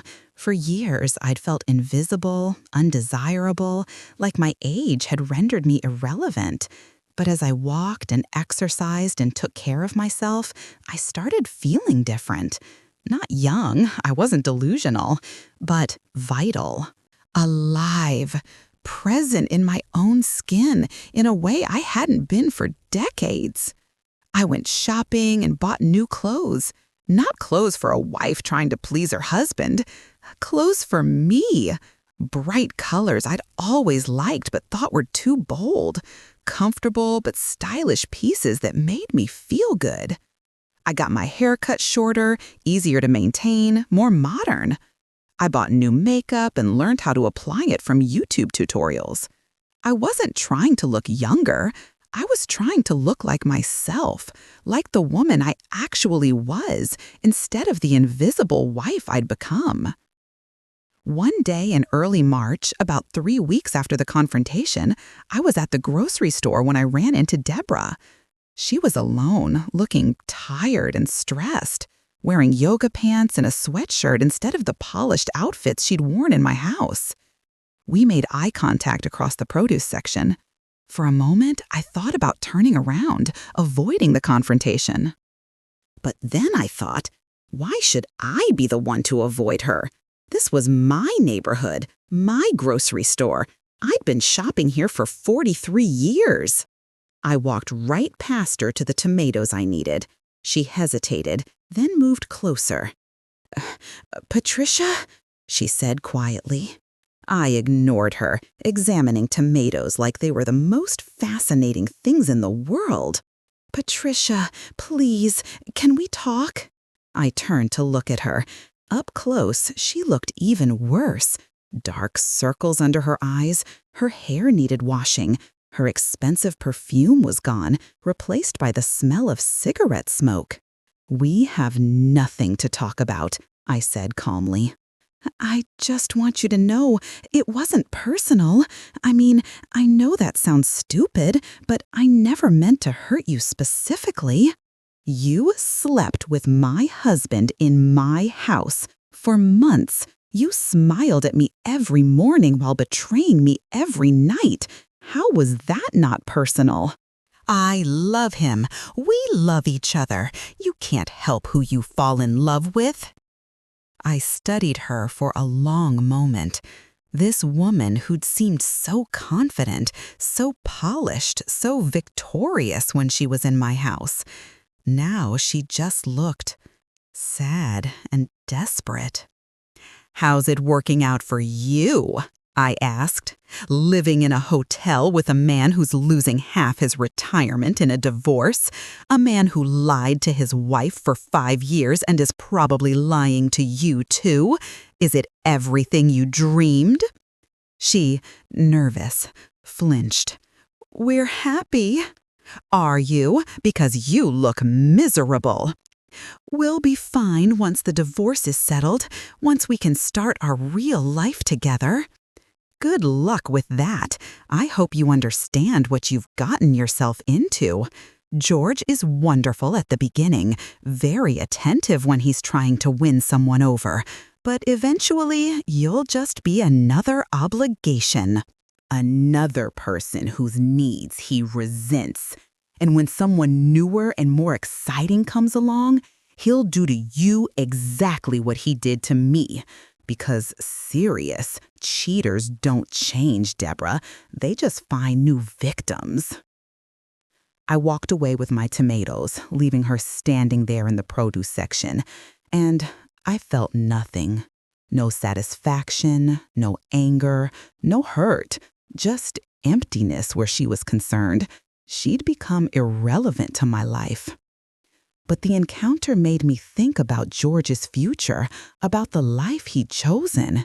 He'd traded a stable 45-year marriage, a paid-off house, the respect of his children and community, for what? An affair that felt exciting because it was forbidden? A younger woman who'd made him feel desired again? And now he was living in a hotel, bleeding money, alienated from his kids, and probably beginning to realize that the fantasy never lives up to reality.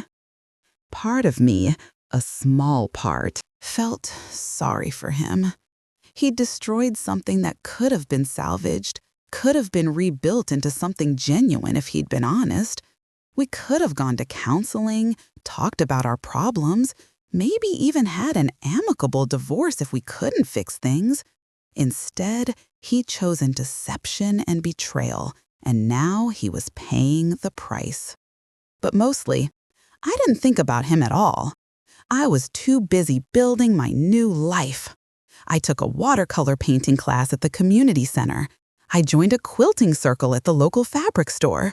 I volunteered at the library, reading to children, shelving books, helping with community programs. I found purpose outside of being someone's wife, and it felt revolutionary. Michael and Jennifer were struggling with their own feelings about their father. Michael stopped talking to George entirely, refused to answer his calls or texts. Jennifer tried harder to maintain contact, but found it sad, kept getting caught between George's version of events and the truth she knew. "He's bitter," she said. "He talks about how unfair the divorce settlement was, how you turned everyone against him, how Deborah manipulated him. He never takes responsibility for his own choices. It's exhausting." "You don't have to maintain a relationship with him if it's damaging to you," I told her. "Being someone's daughter doesn't mean you owe them unlimited forgiveness." I understood. Jennifer needed to come to her own conclusions about her father in her own time. I didn't push her either direction. This was her journey, not mine. The legal process continued grinding forward. Discovery, depositions, negotiations. George's lawyer kept pushing for an equal split, kept denying that the affair was relevant to property division. Our lawyer kept pushing back with evidence, documentation, proof of financial misconduct. In April, we had a mediation session, a required step before the case could go to trial. George and I were in separate rooms with our lawyers, and a mediator went back and forth trying to find common ground. George's opening offer was insulting. 50-50 split of everything, including the house. He'd buy out my half at a lowball valuation, or we'd sell and split the proceeds. Equal division of retirement accounts, no spousal support for either party. "Absolutely not," I told Margaret. "I'm keeping the house, and he's reimbursing me for the money he spent on the affair." The mediation lasted 6 hours, back and forth, offer and counteroffer. George wouldn't budge on wanting half the house. I wouldn't budge on keeping it. Finally, the mediator came back with a message from George. He'd let me keep the house if I waived my right to any reimbursement for the wasted marital assets. He'd take his retirement account and walk away. Clean break. I thought about it for a long time. The house was worth about $480,000. George's half would be $240,000. If I bought him out, I'd need to refinance the mortgage, pull out equity I didn't have. But if I let go of the claim for the $70,000 in wasted assets, I could keep the house free and clear. What do you think? I asked Margaret. I think we could win more if we go to trial, but trials are expensive, time-consuming, and stressful. This offer isn't ideal, but it gives you what you want most: the house, your home, your security. I thought about the house. 43 years of memories, the place where I'd raised my children, planted my garden, built my life, the place I'd just reclaimed as my own. Could I really walk away from it to punish George? I'll take it, I said. Let him have his retirement account. Let him build whatever life he wants with Deborah, but I'm keeping my home. The mediation ended with a settlement agreement. I'd keep the house and my own retirement account. George would keep his retirement account. We'd each be responsible for our own debts and legal fees. No spousal support for either party. Clean break, just like he'd wanted. We signed the papers that evening. George's signature was shaky, like he couldn't quite believe it was really over. I signed firmly, clearly, with no hesitation. As I left the mediation office, I ran into George in the parking lot. He was getting into his truck, and he stopped when he saw me. "Pat," he said. I stopped, waited. "I am sorry. For what it's worth, I never wanted to hurt you." "You're not sorry you did it. You're sorry you got caught. There's a difference." "I do love her. I know you don't believe that, but I do." "I hope she's worth it. I hope she's worth your children's respect, your community's trust, and half your retirement. I hope when the excitement wears off and you're just two people trying to live a normal life, you remember what you gave up to be with her." I got in my car and drove away, and I didn't look back. That was the last time I spoke to George. The divorce was finalized on April 30th, 2025, 63 days after I'd filed. 45 years of marriage ended with signatures on legal documents. I was officially single again for the first time since I was 24 years old. That night, I invited Jennifer and Michael over. We had champagne in the living room, toasting to new beginnings.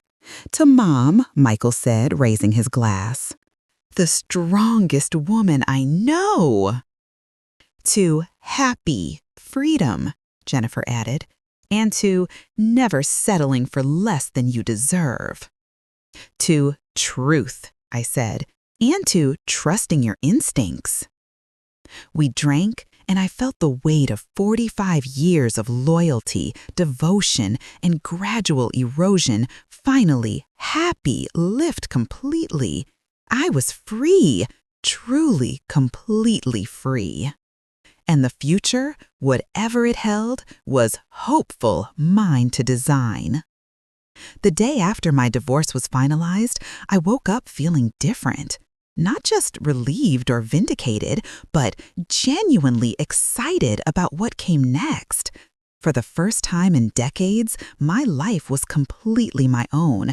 No one to answer to, no one to accommodate, no one's moods or needs to manage before my own. I made coffee and sat in my kitchen, in the house that was now entirely mine, and made a list. Not a to-do list for chores or obligations, a dream list. All the things I'd wanted to do but had put off because of marriage, or timing, or George's preferences, or money concerns that turned out to be lies anyway. The list grew longer than I expected. Take an art class, learn to play piano, travel somewhere I'd never been, join a hiking group, write that memoir I'd been thinking about, volunteer with animals, plant a wildflower garden, join a theater group, learn photography, take a solo road trip. Some of these dreams were small, things I could start immediately. Others were bigger, requiring planning and courage. But they were all possible now. That was the revelation. At 69 years old, I had possibilities again. I started with the art classes. I'd always loved painting, but had let it fall away over the years, telling myself I didn't have time or talent. I enrolled in a watercolor workshop at the community center that met twice a week. The instructor, a woman named Sandra Chin, who'd retired from teaching high school art, was patient and encouraging. "You've got a good eye," she told me after my third class. "Have you painted before?" Years ago, decades ago, I used to paint in college, but life got in the way. Life has a way of doing that, but you're here now. That's what matters. The class was full of women around my age, all of us rediscovering creativity after years of putting it aside for practical concerns. We painted landscapes, still lifes, portraits. Some of us were terrible, some showed real promise, but we were all having happy fun, exploring something we loved without pressure or judgment. I painted the view from my backyard, the way the desert light hit the mountains at sunset. I painted my mother's hands from memory, wrinkled and beautiful. I painted the lemon tree that George and I had planted when we first moved into the house, now grown tall and productive. Each painting was a piece of my life, documented in color and light. Sandra encouraged me to enter a piece in the community center's annual art show. "The landscape with the mountains," she said. "It's really good, Patricia. You should share it." I laughed. I'm 69 years old. I'm not going to become a famous artist. Who said anything about fame? Art isn't about being famous. It's about expression, connection, joy. Let people see what you've created. You might be surprised by the response. So I entered the painting, and to my surprised shock, it sold on opening night for $300. The buyer was a woman about my age who said the painting reminded her of her childhood in Phoenix, of evenings spent watching sunsets with her grandmother. "This captures something true," she told me, "something real about living in the desert. Thank you for creating it." I went home with a check for $300 and tears in my eyes. Not because of the money, though that was lovely, but because I'd created something that mattered to someone, that connected with them, that brought them joy. At 69, I'd discovered I could still make things that mattered. The piano lessons started in June. I found a teacher through a local music school, a young man named Daniel Rivera who just graduated from ASU and was building his teaching practice. He was patient with my slow fingers, my rusty music reading skills, my tendency to tense up when I made mistakes. "Music isn't about perfection," he told me. "It's about expression. Let yourself make mistakes. That's how you learn." I practiced every day, 30 minutes at the upright piano I bought secondhand from a neighbor who was downsizing. My fingers fumbled through scales and simple songs. I learned Fur Elise and Moonlight Sonata, pieces I'd always loved but never thought I could play. The music filled my house, replaced the calm silence that had felt so oppressive when George lived there. Jennifer would visit and find me at the piano, and she'd say, "Happy? I don't think I've ever seen you this happy, Mom." She was right. I was happy, genuinely, deeply happy, in a way I hadn't been since those early years with George, before marriage became more obligation than joy. In July, I took my first solo trip. I'd never traveled alone in my life. I'd gone places with George, with my kids, with friends, but never by myself. The idea was terrifying and thrilling in equal measure. I chose Sedona, just 2 hours north of Phoenix, but a completely different world.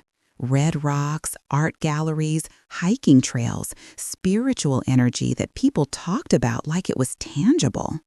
I booked a small bed and breakfast, packed a bag, and drove north on a Thursday morning. The drive itself felt like freedom. No one in the passenger seat critiquing my driving or complaining about my music choices. Just me, the highway, and the desert landscape transforming from flat and brown to mountainous and red. Sedona was beautiful. I hiked easy trails, visited galleries, ate at restaurants by myself without feeling self-conscious. I bought a turquoise ring from a local artist, something I would never have bought before because George thought jewelry was a waste of money. I got a massage at a spa, my first professional massage in probably 30 years. On my last evening there, I sat on the patio of my bed and breakfast, watching the sunset paint the red rocks in impossible shades of orange and pink and gold. And I cried, not sad tears, grateful tears, because at 69, I'd found myself again. The woman I'd been before I'd spent 45 years shaping myself around someone else's needs and expectations. I came home from Sedona different. More confident, more certain of my own worth, more willing to take up space in the world. I joined a hiking group that met every Saturday morning. We'd tackle trails around Phoenix, from easy walks at Papago Park to more challenging climbs up Camelback Mountain. The group was mostly women in their 60s and 70s, all of us determined to stay active and engaged with life. We'd hike for 2 or 3 hours, then get breakfast together, talking and laughing and sharing stories about our lives. One of the women, Gloria Martinez, became a close friend. She'd been divorced for 15 years after her husband left her for a coworker. "Best thing that ever happened to me," she said cheerfully. "I thought my life was over at 54. Turns out it was just beginning." Gloria introduced me to other divorced and widowed women, a whole community of us who'd rebuilt our lives after loss or betrayal. We'd meet for dinners, go to movies together, plan trips. I wasn't alone. I was surrounded by women who understood, who'd survived, who were thriving. In August, I started volunteering at the Arizona Humane Society. I'd always loved animals, but had never had time for volunteering when I was working and managing a household. Now I had time. I worked in the cat adoption center, socializing the cats, helping potential adopters find the right match, cleaning cages, and filling food bowls. One cat in particular captured my heart, an older orange tabby named Rusty, who'd been surrendered when his owner went into assisted living. He was calm and affectionate, content to sit in laps and purr. He'd been at the shelter for 3 months, overlooked because people wanted kittens, not a 12-year-old cat. "Want to take him home?"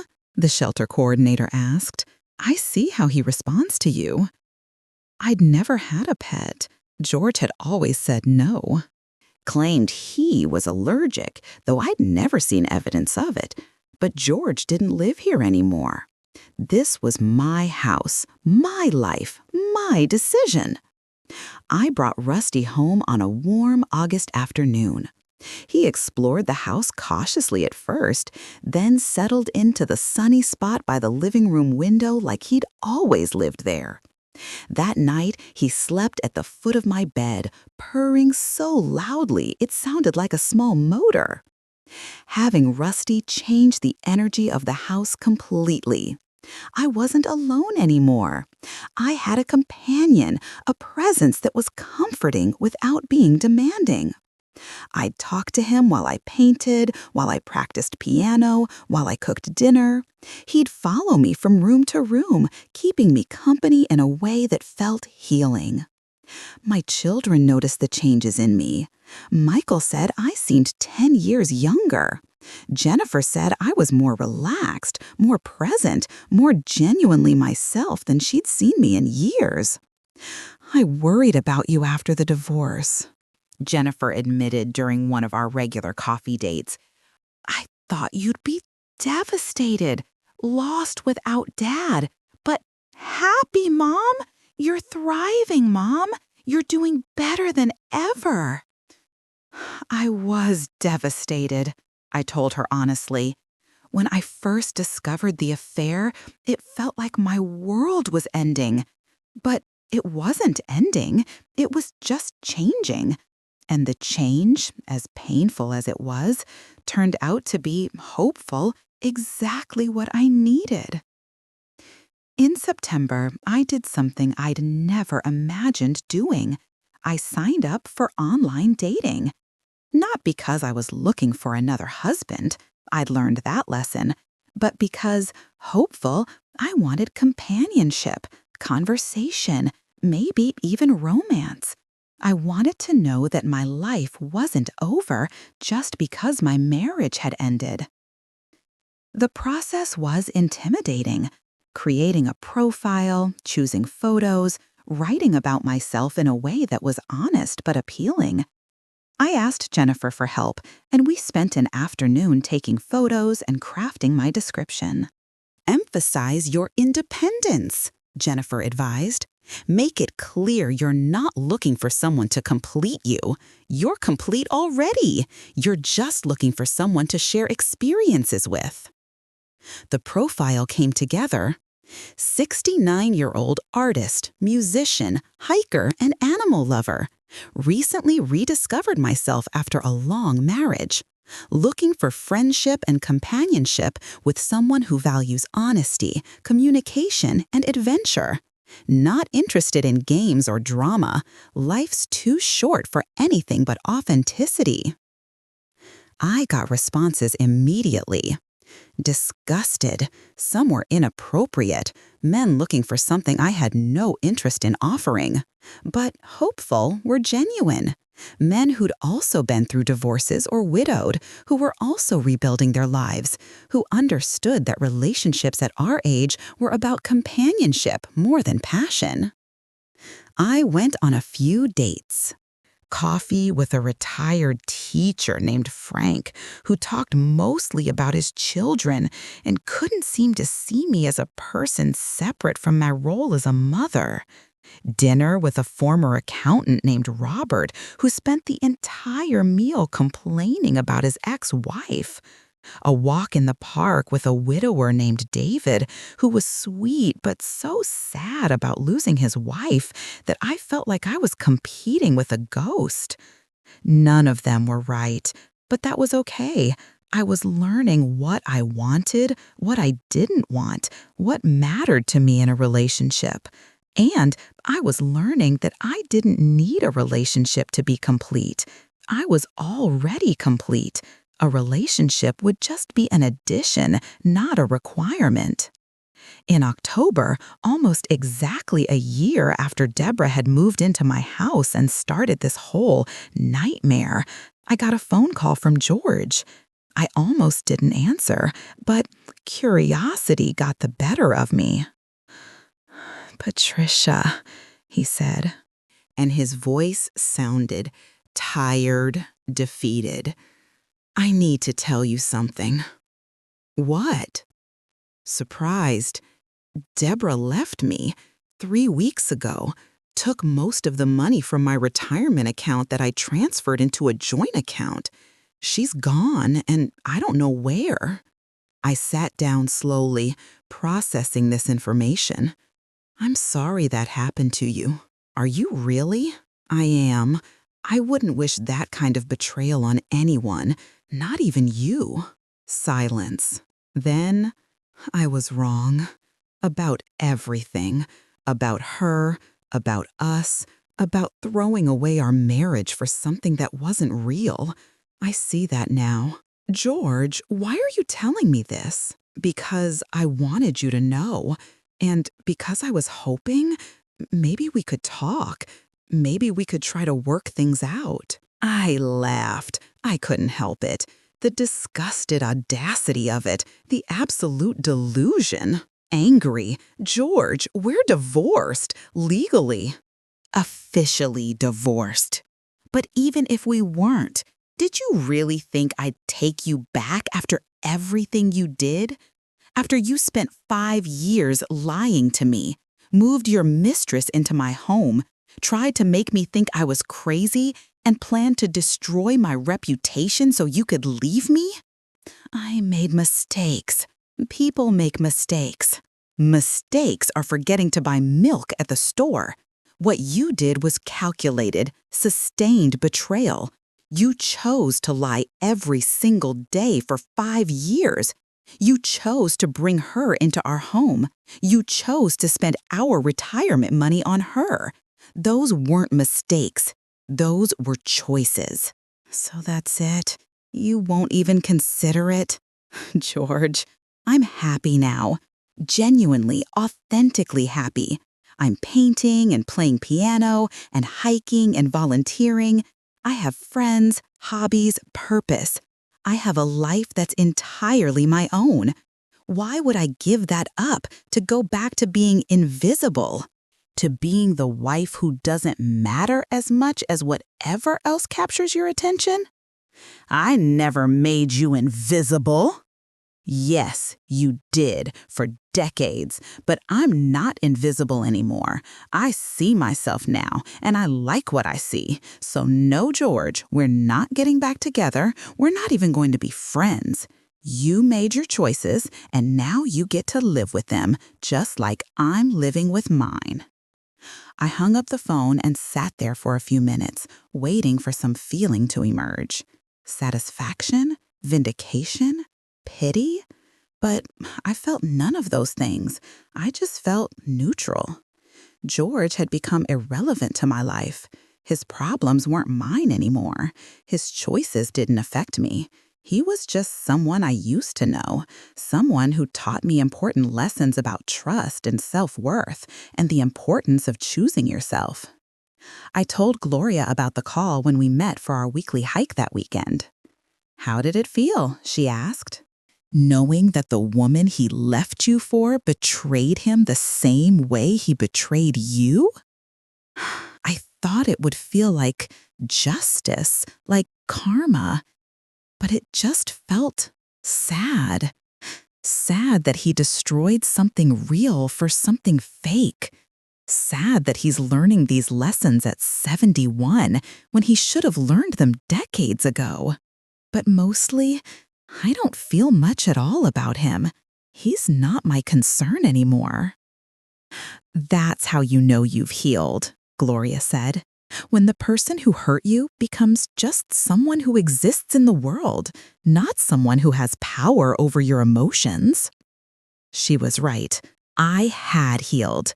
Not immediately, not easily, but thoroughly. The wound George had inflicted had closed, scarred over, become part of my history, but not my present. In November, I did something I'd been thinking about for months.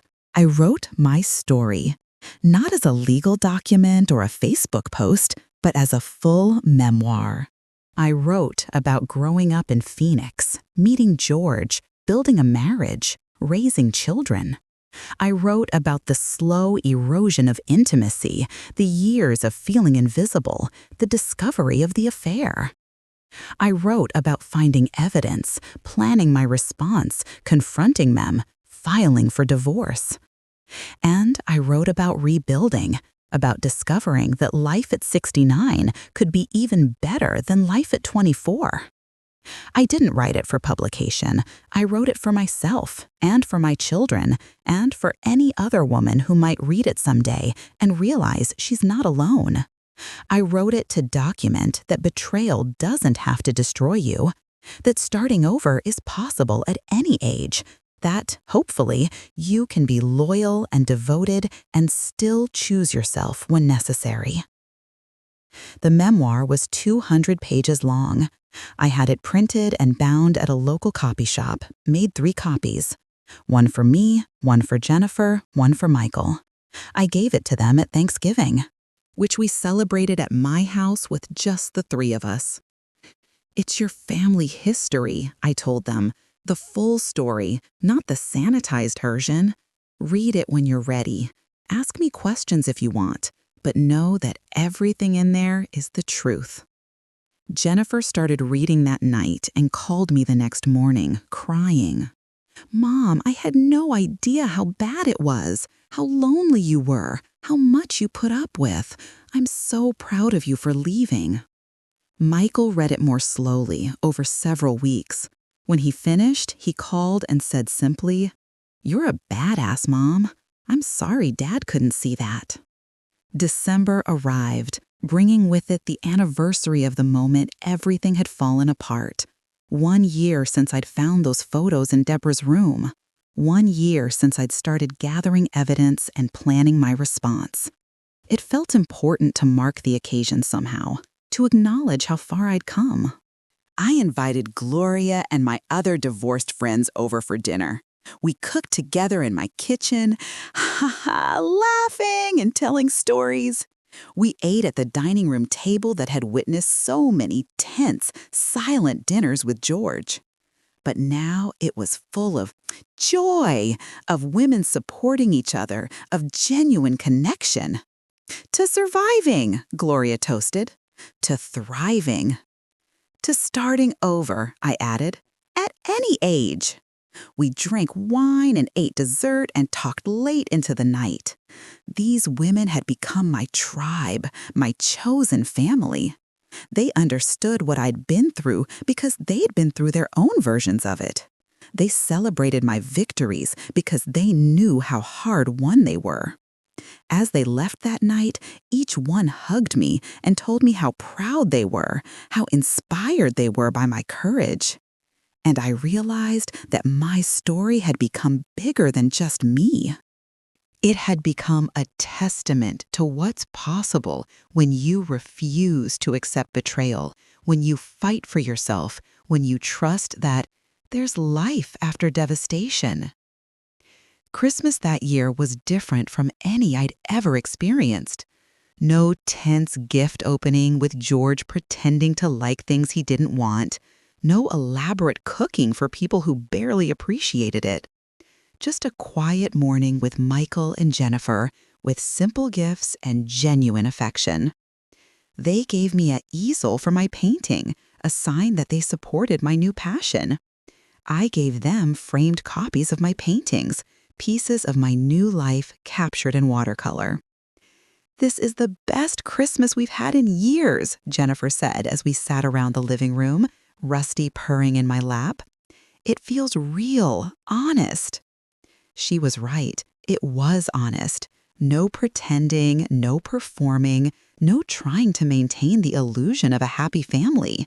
Just 3 people who loved each other, who'd been through something painful together, who'd come out stronger on the other side. As the year ended, I looked back on everything that had happened. 12 months ago, I'd been miserable, trapped, questioning my own sanity. Now, I was free, happy, thriving. I'd lost a husband, but gained myself. I'd lost a marriage, but gained a life worth living. On New Year's Eve, I didn't go to a party. I stayed home, painted a self-portrait by candlelight, played piano until my fingers hurt, and at midnight, I toasted myself. To Patricia Morgan, who'd survived betrayal and discovered that she was stronger than she'd ever imagined. The life I was building wasn't the one I'd planned when I married George at 24, but it was better, more authentic, more mine. And at 69, I was just getting started. The consequences of my choices rippled out in ways I hadn't entirely anticipated. Some were exactly what I'd expected. Others surprised me, showed me dimensions of human nature I hadn't fully understood. George's life fell apart in spectacular fashion. After Deborah left him, taking a significant chunk of his retirement money, he tried to rebuild. But the truth about his affair had spread through our community like wildfire. The people at the golf club, the couples we'd socialized with for decades, the members of our church, they all knew what he'd done, and most of them weren't sympathetic. Mrs. Henderson told me that George had shown up at the neighborhood watch meeting, trying to act like nothing had changed. People were polite but cold, she said. No one wanted to be associated with him. He left after 15 minutes. His brother Thomas stopped speaking to him entirely. "You threw away a good woman for a con artist," Thomas told him, according to Michael. "You don't come back from that kind of stupidity." George tried to move back to Phoenix after Deborah left, but he couldn't afford to buy another house after the divorce settlement. He ended up renting a small apartment in Tempe, working part-time at a hardware store to supplement his now depleted retirement income. The man who'd spent 5 years building a secret nest egg with his mistress was now working retail at 71. Struggling to make ends meet. Part of me felt vindicated. Part of me just felt sad. Not sad enough to help him, but sad that a man who'd had everything had thrown it all away for an illusion. Michael maintained minimal contact with his father. Birthday calls, occasional texts, nothing more. Jennifer tried harder to maintain a relationship, but she told me it was difficult. "He's bitter," she said. "He talks about how unfair the divorce settlement was, how you turned everyone against him, how Deborah manipulated him. He never takes responsibility for his own choices. It's exhausting." "You don't have to maintain a relationship with him if it's damaging to you," I told her. "Being someone's daughter doesn't mean you owe them unlimited forgiveness." I understood. Jennifer needed to come to her own conclusions about her father in her own time. I didn't push her either direction. This was her journey, not mine. The consequences for Deborah were harder to track since she disappeared from Phoenix entirely. But through social media sleuthing that Jennifer did, we learned that she'd moved to California and was already in another relationship with a different married man. Some people, it seemed, never learned. For me, the consequences were overwhelmingly positive. My new life wasn't just sustainable, it was thriving. The art classes led to joining a local artist cooperative where I could display and sell my work. My paintings weren't going to make me rich, but they sold steadily to people who appreciated desert landscapes painted by someone who truly understood the light and color of Arizona. The piano lessons led to joining a community orchestra that rehearsed weekly and performed quarterly concerts. I played second violin, having picked up the instrument alongside piano because Daniel suggested I'd enjoy it. He was right. There was something magical about making music with other people, about being part of something larger than myself. The hiking group led to a week-long backpacking trip in the Grand Canyon with Gloria and 3 other women. At 69, I hiked rim to rim, something I'd never dreamed I could do. My body was strong, capable, alive. I wasn't invisible. I was present, engaged, pushing my own limits. The volunteering at the animal shelter led to fostering cats, helping socialize them before adoption. My house which had felt so empty after George left, was now full of temporary feline residents who needed love and care. I'd have 2 or 3 at a time, watching them transform from scared and withdrawn to confident and affectionate, then sending them off to their forever homes. Rusty, my permanent cat, was patient with all the Fosters. He'd show them the ropes, where the food was, which sunny spots were best for napping. He was my constant companion, my comfort on hard days, my reminder that love doesn't have to be complicated or painful. The online dating eventually led to meeting hopeful someone special. His name was Paul Nakamura, a 70-year-old widower who'd lost his wife to cancer 5 years earlier. He was a retired architect, still sharp and engaged with the world, with kind eyes and a gentle sense of humor. We met for coffee in January, exactly 1 year after I'd confronted George at that Valentine's dinner. There was no dramatic spark, no lightning bolt, just comfortable conversation, genuine interest in each other's lives, a sense that this was someone I'd like to know better. We dated slowly, carefully. Coffee became dinner. Dinner became concerts and art gallery visits. He met Jennifer and Michael and got along well with both of them. He loved that I had my own life, my own interests, my own independence. He wasn't looking for someone to take care of him or fix his loneliness. He was looking for a companion, someone to share experiences with. "I like that you're not trying to replace your wife," I told him on our 5th date, walking through the desert botanical garden. "And I appreciate that you understand I'm not trying to replace my marriage. We're both complete people who happen to enjoy each other's company." "Exactly," he said, smiling. "No pressure, no expectations. Just 2 people who've lived full lives and want to add to them, not start over." By March, we were exclusive, though we both maintained our own homes and independence. He'd come to my painting classes sometimes, sit in the back and sketch architectural designs while I painted. I'd go to his woodworking shop and watch him create beautiful furniture, his hands still steady and sure. It wasn't the passionate romance of my early 20s. It was something better. It was companionship built on mutual respect, shared interests, and genuine affection. We could sit in comfortable silence. We could have deep conversations about art and life and mortality. We could laugh at silly things without self-consciousness. "Are you going to marry him?" Jennifer asked one afternoon when we were having coffee. "God, no," I laughed. "I'm not interested in getting married again, ever. But I'm interested in having him in my life. On terms that work for both of us." He feels the same way. We're both too old and too wise to complicate things with legal entanglements.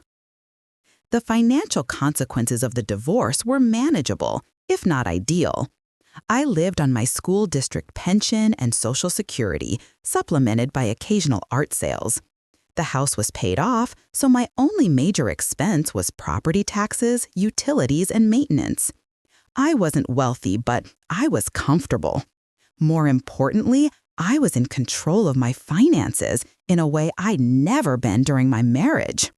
I opened my own accounts, managed my own budget, made my own financial decisions. If I wanted to spend money on art supplies or a weekend trip, I did. If I wanted to donate to causes I cared about, I did. I answered to no one, consulted no one, compromised with no one. The community consequences were equally positive. Women I barely knew would approach me at the grocery store or the library, telling me my story had inspired them. Some were in bad marriages and working up the courage to leave. Some had already left and needed to hear that life got better. Some were just lonely and needed to know there was community available for women our age. I started a monthly dinner group for divorced and widowed women over 60. We'd meet at different restaurants, sometimes at people's homes, and we'd talk honestly about our lives.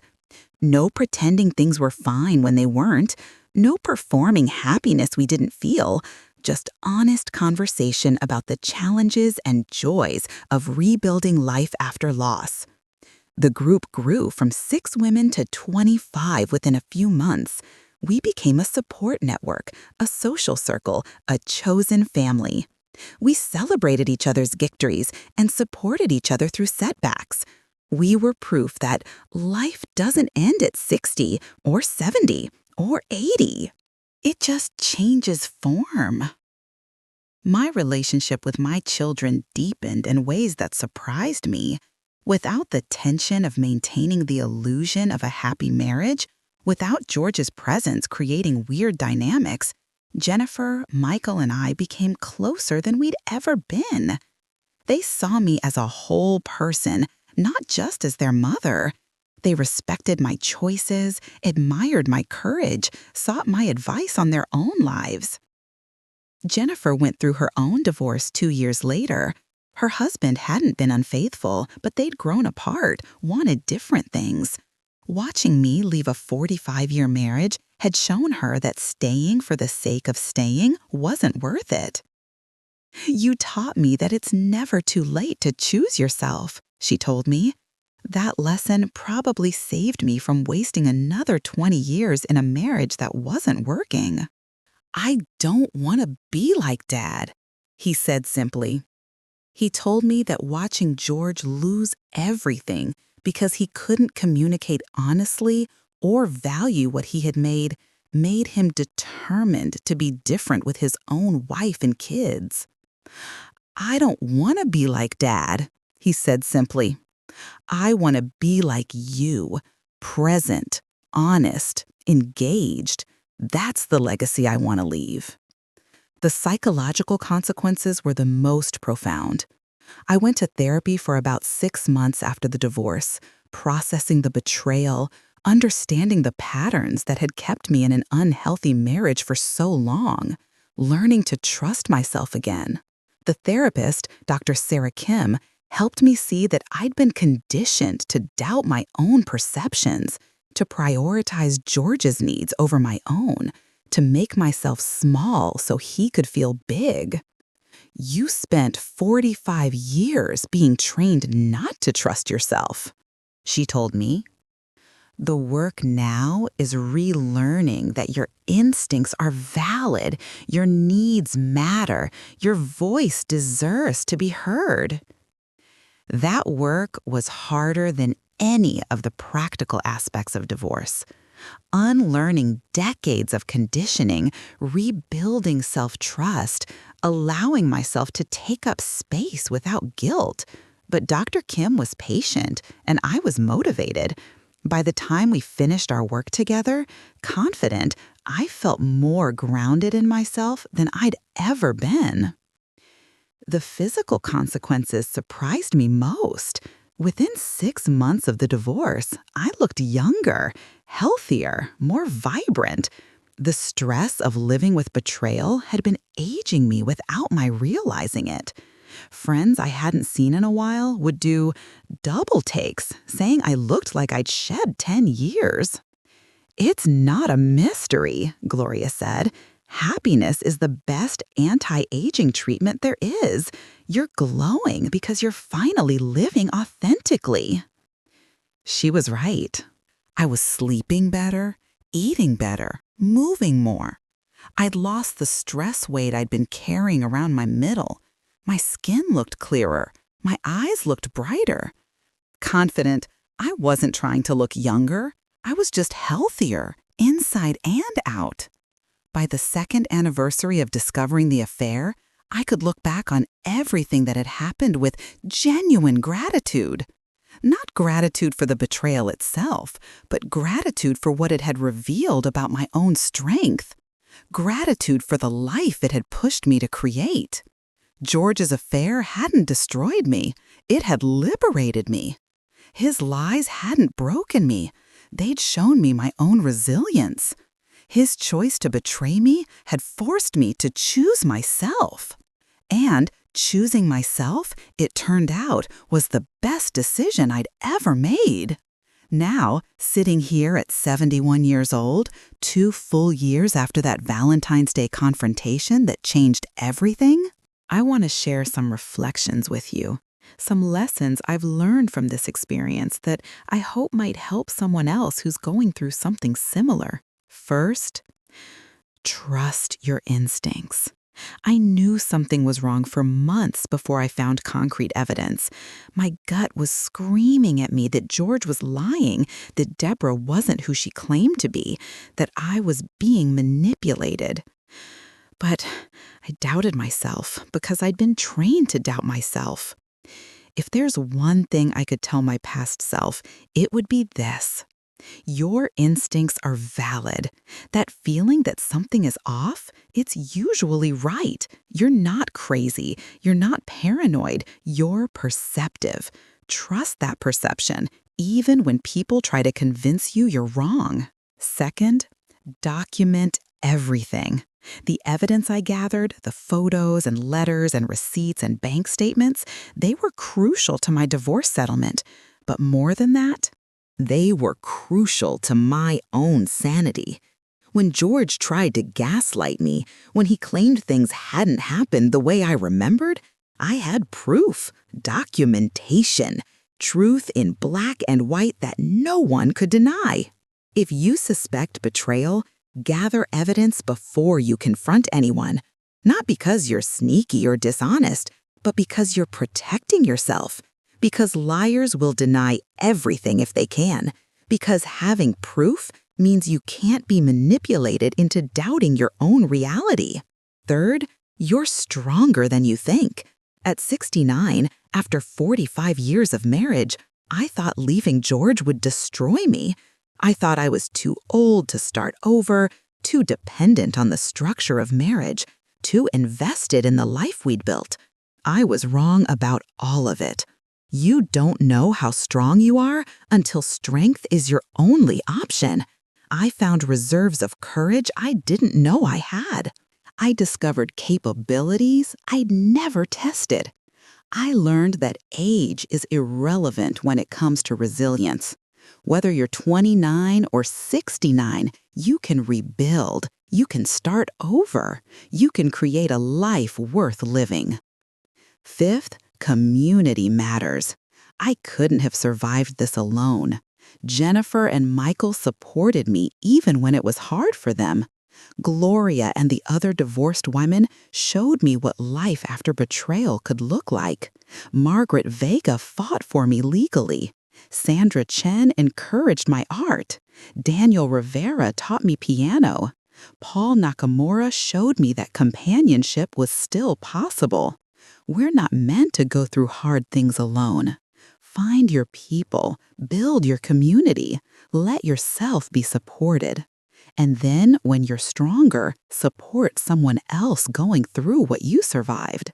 That's how we heal together.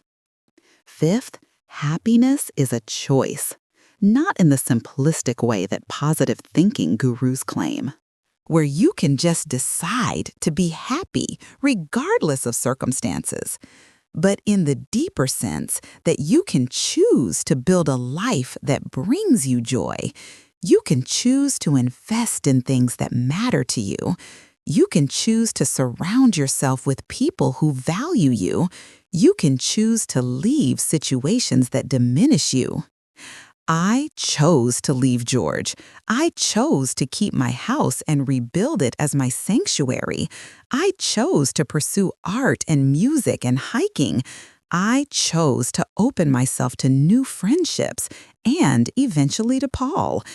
Each of these choices moved me closer to genuine happiness, not the performed happiness of my marriage where I pretended everything was fine. Real happiness, earned through courage and hard work. Sixth, it's never too late. This is the lesson I want to emphasize most strongly, especially for women my age who think their options are limited. At 69, I left a 45-year marriage and built an entirely new life. I learned new skills, made new friends, found new purpose. I'm now 71 and living the best years of my life. Society tells us that women over 60 are invisible, irrelevant, past our prime. Society is wrong. We're experienced, we're wise, we're free from the need to please everyone around us. We know who we are and what we want.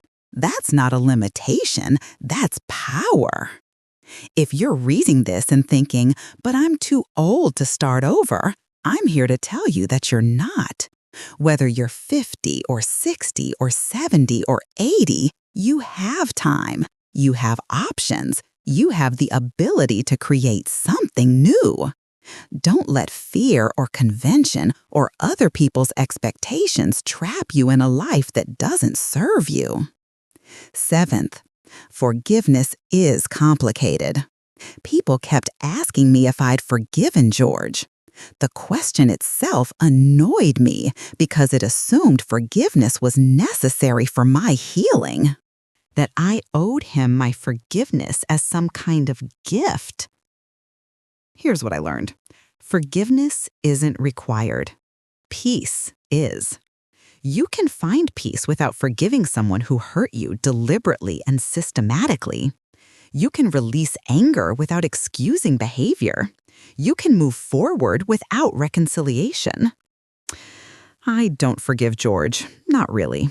But I also don't carry active anger toward him anymore. He's become irrelevant to my emotional life. That's not forgiveness. That's healing. And healing is what matters.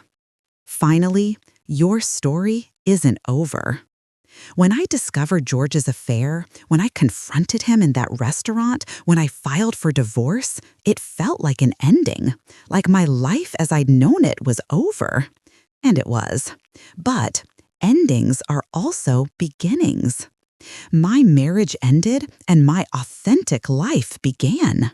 My role as George's wife ended and my role as Patricia, complete in herself, began. The story I'd been telling about who I was ended, and a new, truer story began. Whatever you're going through right now, what ending you're facing, know that it's also a beginning. The next chapter of your life is waiting to be written, and you get to decide what it looks like. Before I close, I want to thank you for staying with me through this entire story. If you've made it this far, it means something resonated with you, and that means the world to me. Sharing this story wasn't easy, but it felt important. If it helped you in any way, if it gave you courage or hope, or just the knowledge that you're not alone, then it was worth it. If you found value in this story, I'd be so grateful if you'd hit that like button and leave a comment. Tell me what you thought, or share your own experience if you feel comfortable.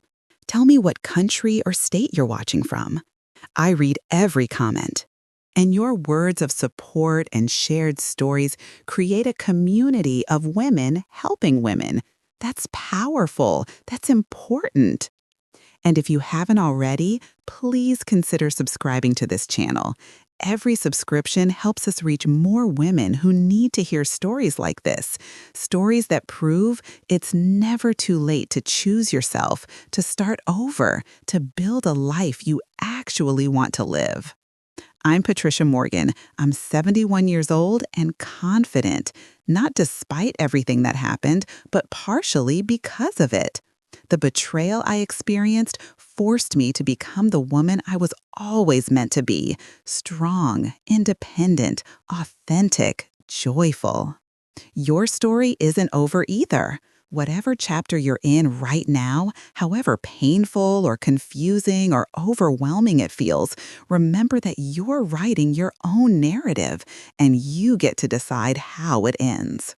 Choose yourself. Trust yourself. Build the life you deserve. It's never too late. Thank you for listening. Thank you for being part of this community. And remember, you're not alone. We're all in this together, supporting each other, cheering each other on, proving that women over 60 aren't invisible. We're just getting started.